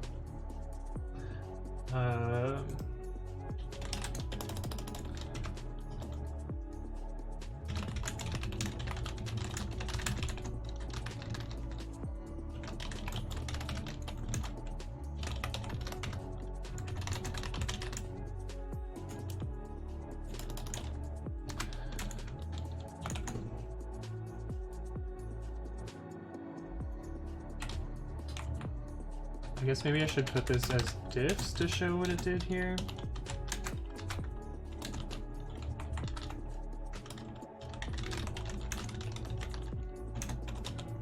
That's not how diffs work.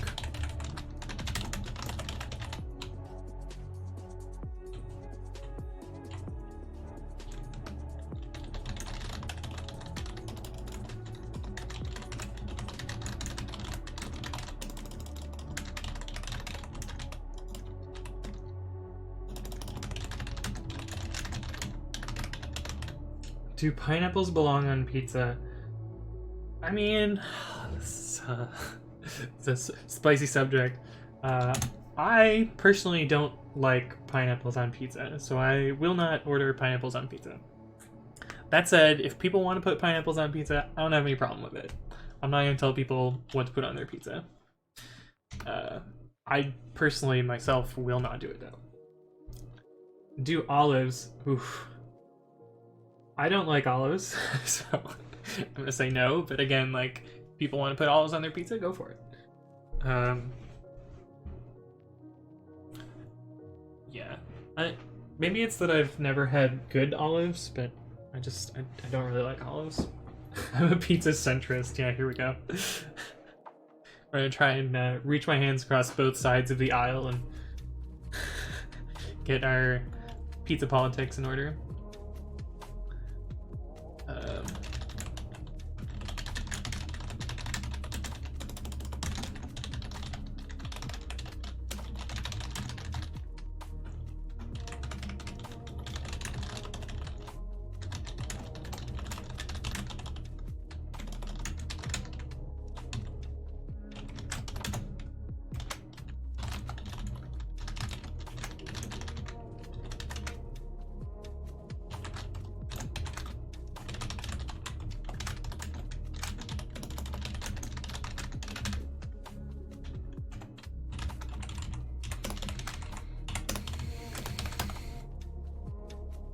No pineapples, no olives. What do you put on your pizza?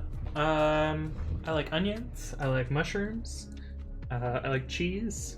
I'm a vegetarian, so I don't tend to put meat on my pizza. I'm not a fan of anchovies. Pretty vanilla pizza for me, I guess.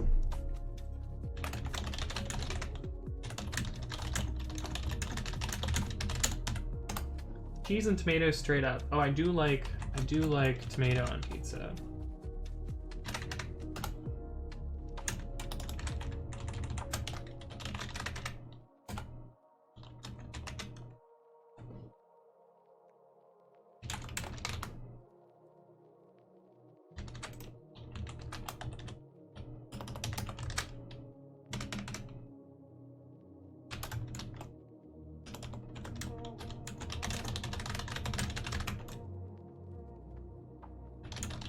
Have I been vegetarian my whole life? Yes. So I mean, I have had some types of meat at some points. Technically I'm pescatarian, so I do eat fish. It's just easier for me to explain it as vegetarian plus fish, so. And I have been my entire life. I've tried some types of meats, like I've had chicken nuggets before. They were okay, I guess. They make me sick though when I eat them, which is not great.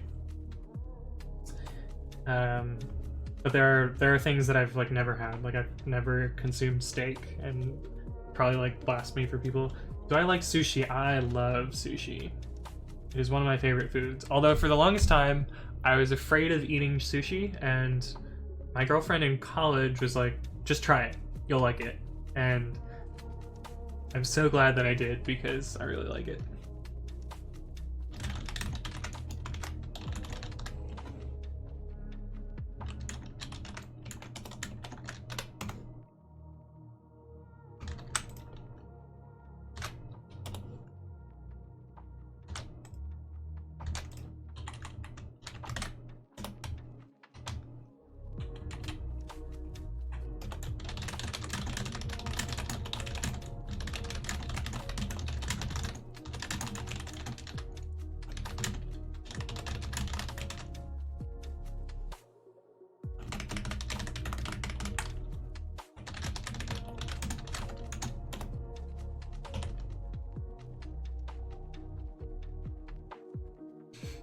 Sushi, meh. It's fair. It's not for everyone. Like, my mom really doesn't do well with sushi. I think she gets grossed out about it being raw, which I don't blame her.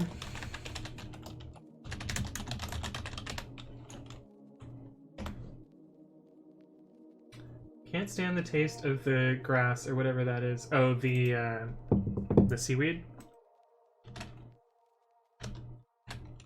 Yeah, it does taste a little different. You can also get the seaweed replaced with other stuff, though. Grass. Yeah.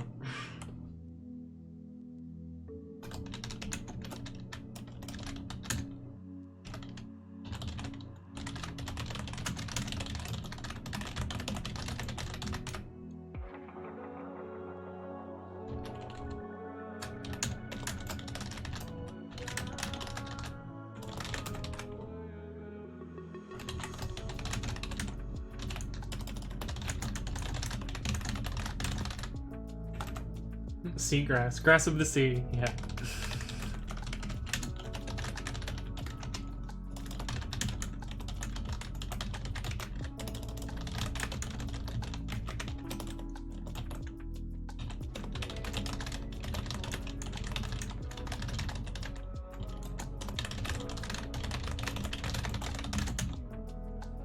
Long description content type, text / markdown.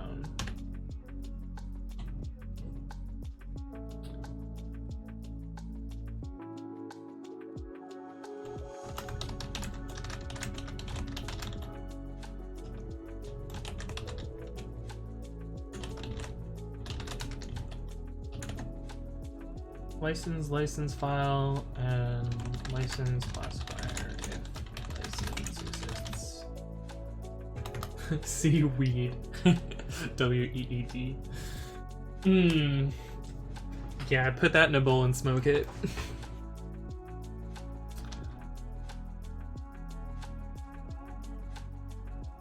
I was driving to the Bay Area today and I saw cows on steep hills. How the heck do they stand on such steep terrain? Man, the cows here are crazy. They just do not care. They will climb mountains if that gets them more food. You should see our goats too. Oof. Goats are nuts too. They use goats. They use goats to like take care of the brush on some of the hills in North Bay. And they basically like bring out a horde of goats, fence them off, and then like let them destroy the underbrush, and then they move on to the next location, fence off a new location, and let them go wild. And clears up the hill. Have you seen mountain goats? Yeah, they're nuts. Mountain goats. Yeah, look at these ones. Like, I'm sure that the photo here... I just want the... There we go. I'm sure the camera angle, like, makes this look a little more extreme than it actually is, but it's still pretty nuts. I lived in Vallejo for a while. Those goats are crazy. Yes. Yes, they are.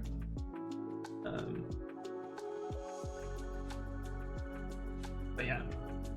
Crazy goats are crazy.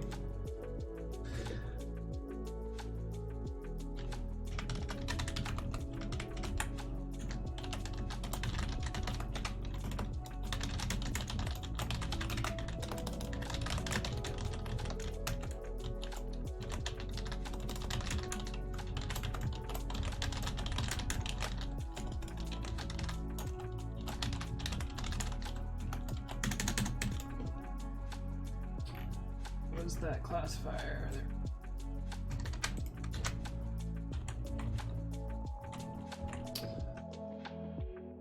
Are the pre-commit hooks run on files that changed or everything, or does it depend on the configuration? So the default setting is it will run on only the files that change. You can also use pre-commit run dash files to run it on a specific file. So like this will only run the hooks that are relevant to setup.py, which is like everything except for these three, I guess, because setup.py is not YAML. You can also use all files to run it across everything. And you can see that's a little bit slower. And there's the like suggested invocation for continuous integration is to use all files show diff on failure. That way, if like one of the hooks modifies something, it'll spit out the diff. How do you check if a file has changed? Yeah, I use git. There's a couple. Let's see. There's a couple heuristics. Most of it is just like git diff name only. Change files. So this is just like the very basic case where you say git diff, tell me only with the names, don't invoke the external diff, and null byte split them. In merge conflicts, it's a little bit more complicated. It parses the wait, how does it work? So in merge conflicts, it will only check merge conflict files.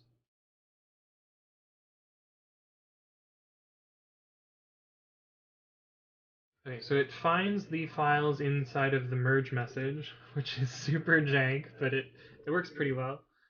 And then it finds all files that changed between the merge head and the the thing about to be committed. So if you modified a file outside of the merge.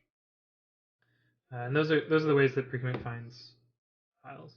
Oh, I guess here's how it finds the files while it's committing. So it looks for staged files that are everything except for D. D being deleted, because checking deleted files is not super interesting. There's a better way to do this in newer versions of Git. You would just use lowercase d here, but pre-commit tries to support older versions of Git, because people run old software. And actually, at the time when pre-commit was written, the lowercase letters for diff filter didn't actually exist. So I have real excuse here, and there's like no reason to change this because it works. But that's how that works.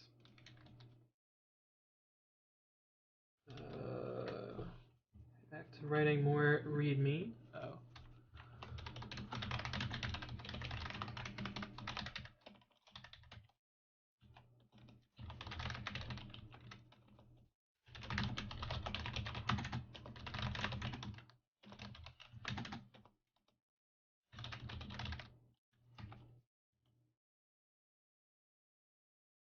Let's take this example here. I'll try to use all files tomorrow in one of my company's repos. I guess I'll have a tea in the meantime. Nice.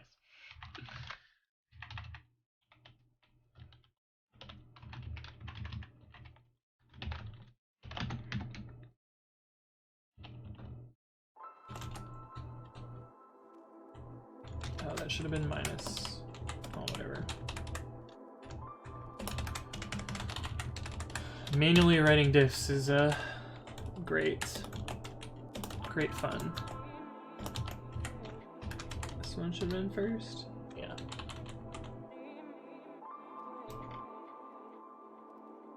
Okay, and that's all of the currently implemented behaviors.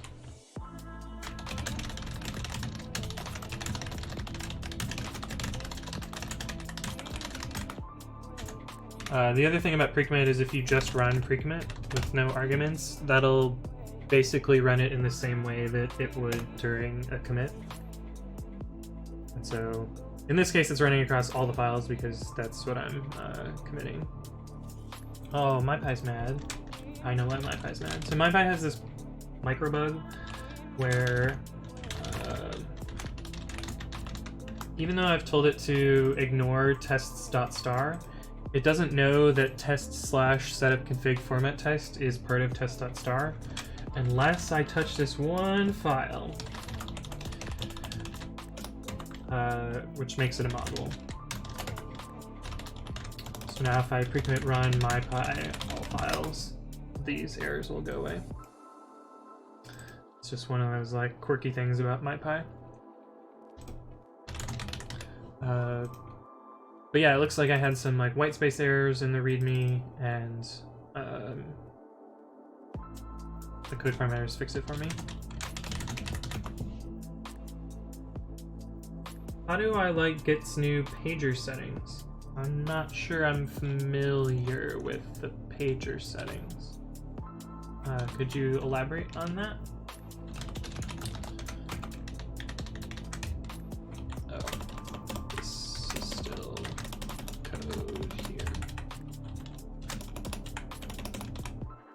Basically everything is run in a pager. Oh. I might not be using a new enough version of Git to have run into that yet. But that seems fine. Like most, like I know git diff is run in a pager, but all the other commands I haven't seen yet. But it seems like a good idea. Like sometimes Git spits out way too much stuff, and like I just want to see one page of it and page through it at a time. And the nice thing about like the default pager setting is like if you pipe it to a file, the pager turns off, and so you can get the original output if you just like pipe to cat trivially. Or I think even if you pipe in dev null, it'll do the same thing. No, maybe not.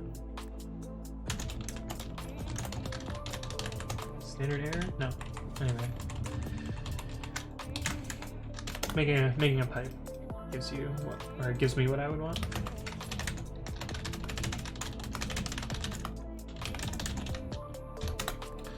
So we'll make sure that the test passed on our initial commit.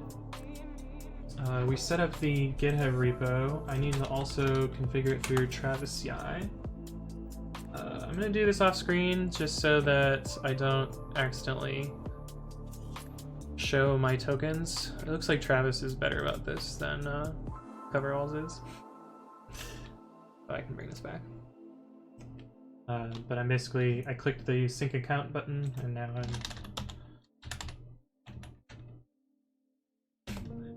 gonna wait until it happens. I have too many repos, this sometimes takes forever. I edit this tab, not reattach. There we go. And so I'll flick that to on. That's all set up. Now I know coveralls is bad, so I'm gonna do this off screen.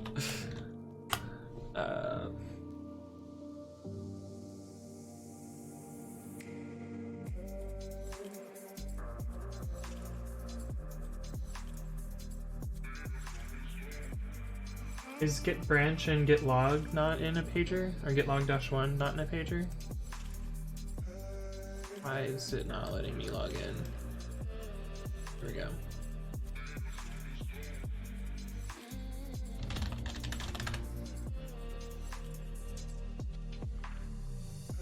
Okay, so no tokens on this page. Okay, good. So I've flicked this to on. Oh, there's a token on this page though. Good thing this is off screen. Okay, cool. Alright, so I've set those up. Now I can do my initial commit.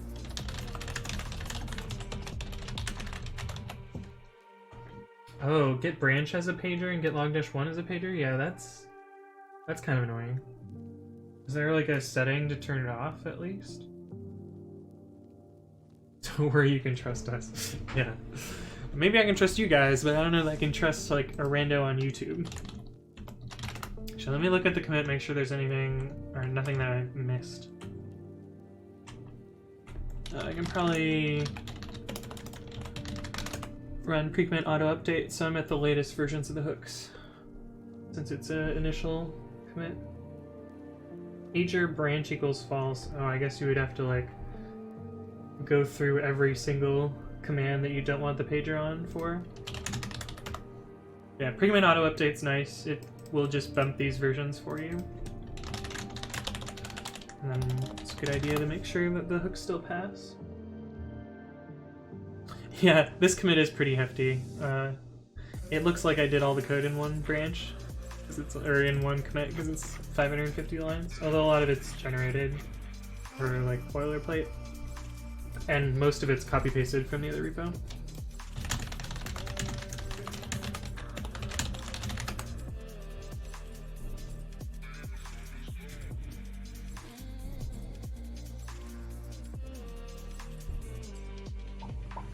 Oh, I know why it's doing this. So this pre-commit is the Python 3.7 pre-commit. But the one that I usually run comes out of my home directory, which is here. And this Python is Python 3.6, so slightly different.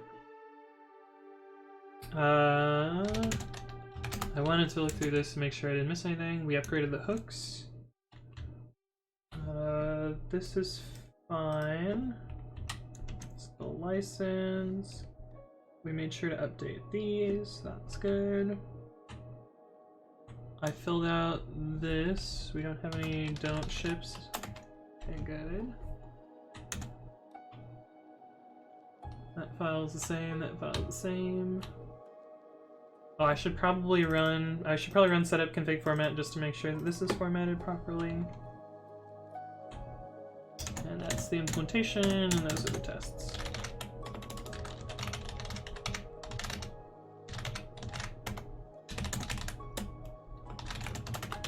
Okay, looks good. So we'll push. Oh, they actually add an origin.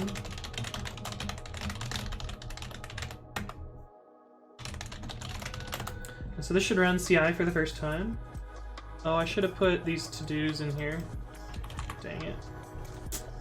Well, I can make a GitHub issue.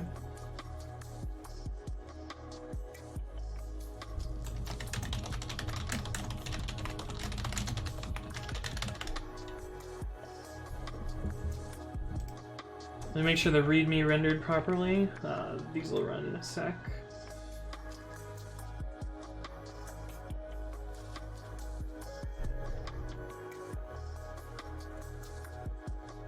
That looks fine. Cool, all of my manually written diffs. Oh, this diff is wrong. This should have a space in front of it. Shoot.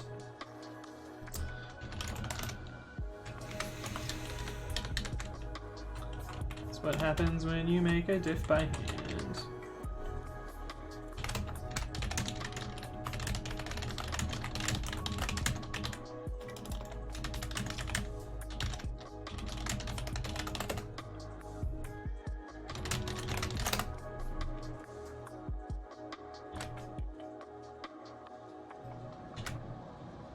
Fixed. Oh, not fixed. Dang it. Not fixed at all.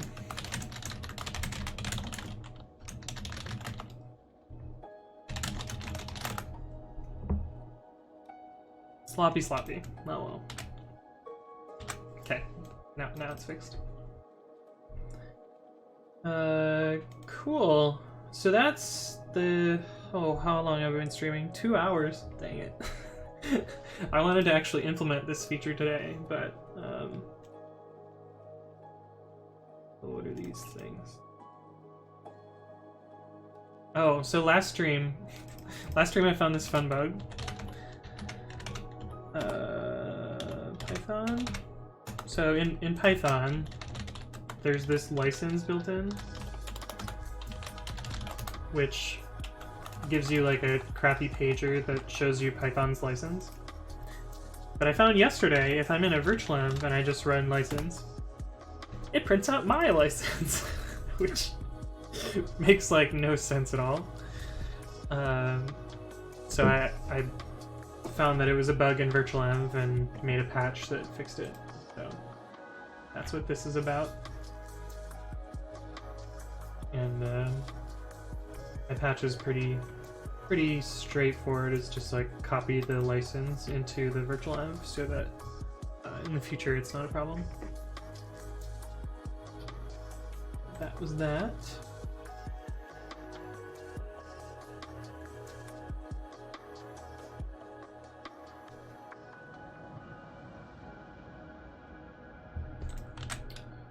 All my notifications out of the way, and we can watch the first build of the project happen. What are you doing, Travis? Stalling, I guess. Oh, I guess it's not the first build. The first build was number 1. Build history. This one got canceled because I pushed while it was waiting, I guess. Let's see. Cloned, hooks passed. Oh, but we didn't upload coverage because I didn't copy paste that from my other projects. See, this is one I want to get better about, having a project template.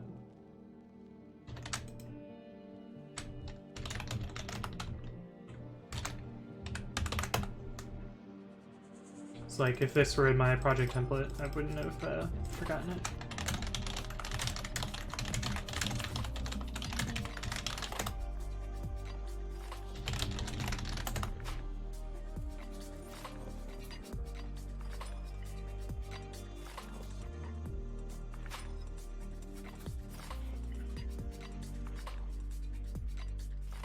That'll run.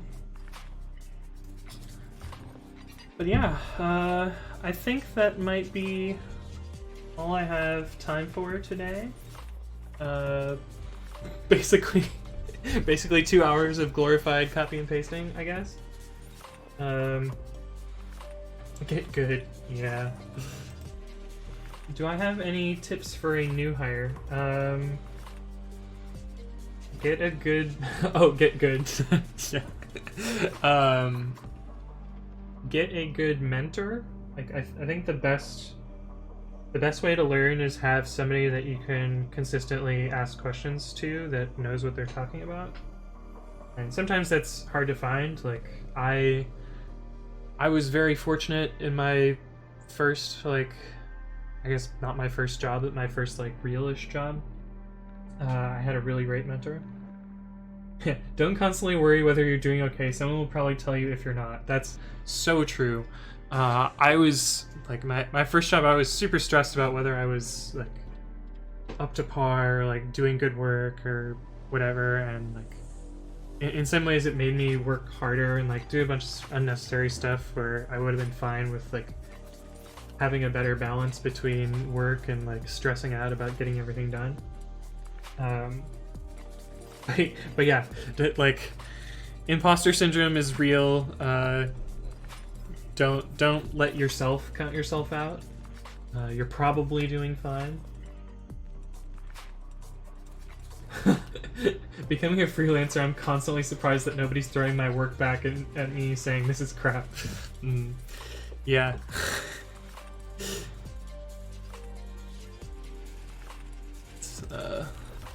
It's good advice. The other thing is, like, when you start, you're gonna not know lots and lots of things. Like, everything is gonna be new, nothing is gonna be familiar. And like, I think like the best advice I can give there is like, try and figure out everything on your own, and when you can't figure it out, then ask people questions. And when you ask people questions, like, try and like demonstrate that you've at least tried to look into it yourself and like tried to figure it out, and like have a story about why you haven't been able to get to the answer, and then that'll better frame the person who knows the answer to give you the information you need. And it both demonstrates that you're trying to figure things out, but also like you'll learn better by trying to figure it out yourself, in my opinion. I don't know if it applies to everyone, but I think like it definitely applies to me. I definitely learn stuff better by like trying to hack it out myself, and if I get absolutely stuck and then I go to someone, I'll remember that much better. The other thing is like, don't be afraid to take time to get your development environment set up. Like, for me, I have like zero setup time because I don't use that special of a setup. Like, it's just like make sure Nano is on the computer and I'm done. Install pre-commit, yeah. I guess I do that. I set that part up. But like, if you have an IDE set up and like you want to make sure all of your tab completion works and like your browser is configured how you want it, like definitely take some time to make sure you're happy with your environment. Because if you're not, like, if every day is painful to do your job, like you're gonna be unhappy and you're gonna want to leave. And getting like very simple things that make you efficient up front is going to save you a lot of time in the long run. So like for me, I have some amount of configuration and I set that up in a GitHub repository, so I can just like clone this and be up and going. Not much of it is like, I have like 10 lines of configuration here and like 14 lines of configuration there.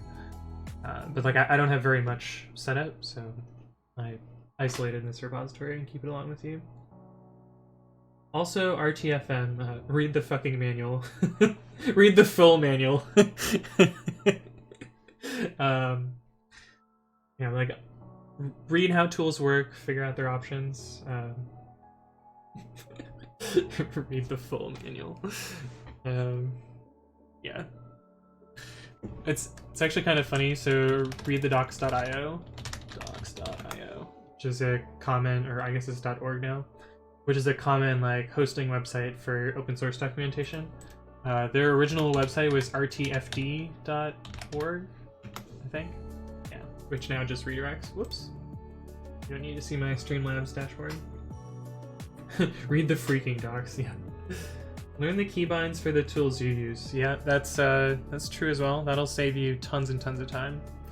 If you're using something like IntelliJ or, God forbid, Eclipse, there's like Control-P or Control-O, I forget which one it is, which is like fuzzy file search. It's one of those keyboard shortcuts that like you never like, if you don't know it exists, you don't know how much time you're losing. Oh, I also have a list of like some very small pro tips that I wish I knew when I started. I'll share this in chat, but some of them are pretty good. So the first is like -R. I use it all the time and like don't even talk about it anymore, but like if you're in a terminal and you type -R and then you type like some commands, you can like search backwards in your history for a command you typed before. So like I wanted to find the last invocation of tox, and so I typed TOX space and then I pressed enter, and like it's just an easy way to search through your history directly. But yeah, like I didn't know this for the longest time. Life changer. To be honest, when I was first hired, I didn't know that you could like type T and then like type tab and like get tab completion. I didn't know tab complete was a thing. I was like a complete noob. Tab complete changed my life. FC is one that I wish I had known before. FC is, I think it stands for fix command, but it'll open up an editor with the previous command that you ran, so that you can like modify the command in your editor. And this might be like, oh, I want to change 3.7 with 3.6 or whatever. But it allows you to like kind of use tools that you're familiar with to modify the previous command, and when you exit this, it'll run that command for you. I thought was pretty cool. I typoed the word test, so that's why it didn't run anything. Control XE will do the same as FC except while you're typing a command. So if you're like partway through a command, you realize it would be easier to use an editor, you can use Control XE, and that'll open up the editor for you, and then kind of works in the same way. Bang bang, this one's pretty good. So bang bang will be a substitution of whatever command you just ran. So if you like, I ran ls proc1 exe, and I got access denied. So you can use sudo bang bang, which will just rerun the command that you previously had. That one's kind of good. This one was a huge game changer for me, bang $. So I use this all the time. You don't necessarily see me use it, but like, let's say we did setup config format, or let's say I was editing the tests. So I'll use like my editor and then the test name, and then I can use pytest bang $, which will just substitute the last argument of the previous command, and well,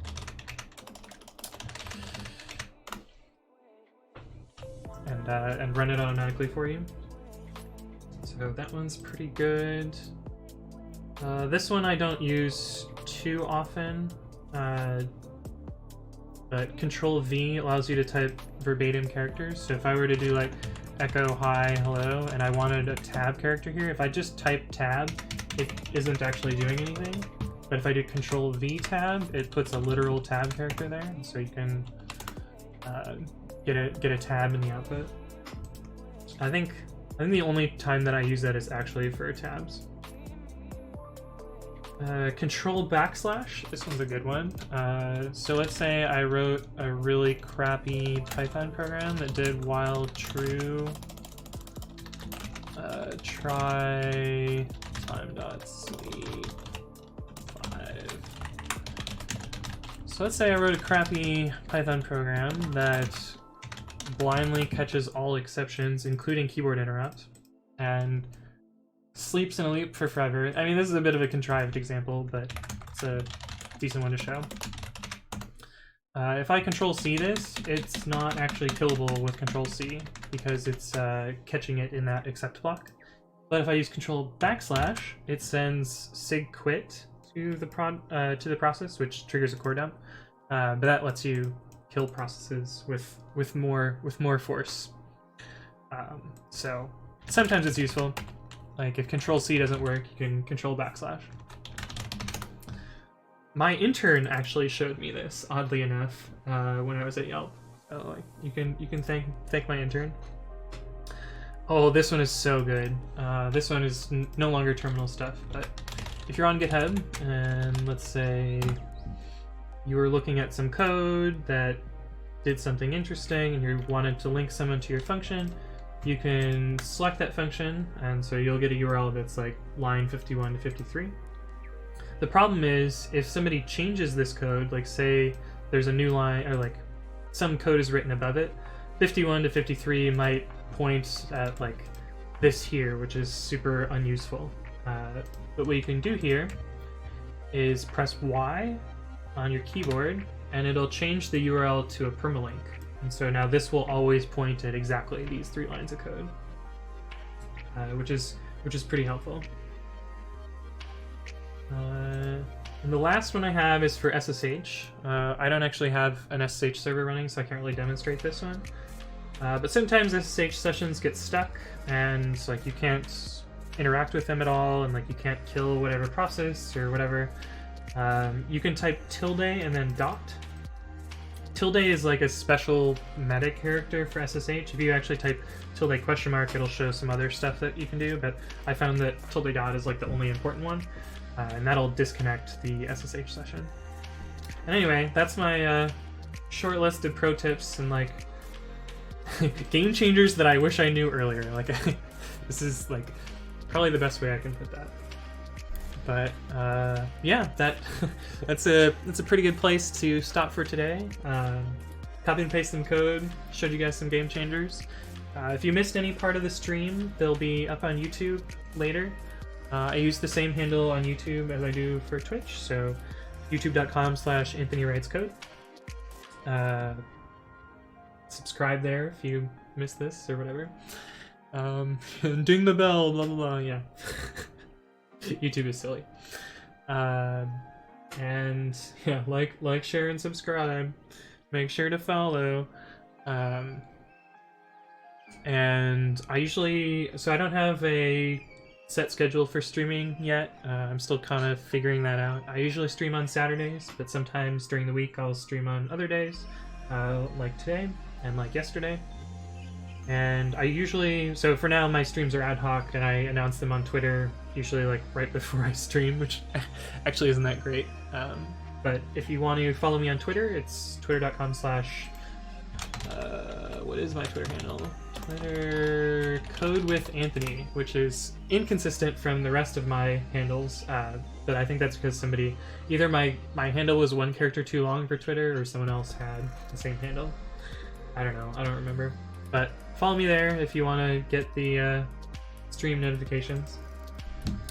But yeah, that's all I have. Thank you guys for stopping by, and have a good one.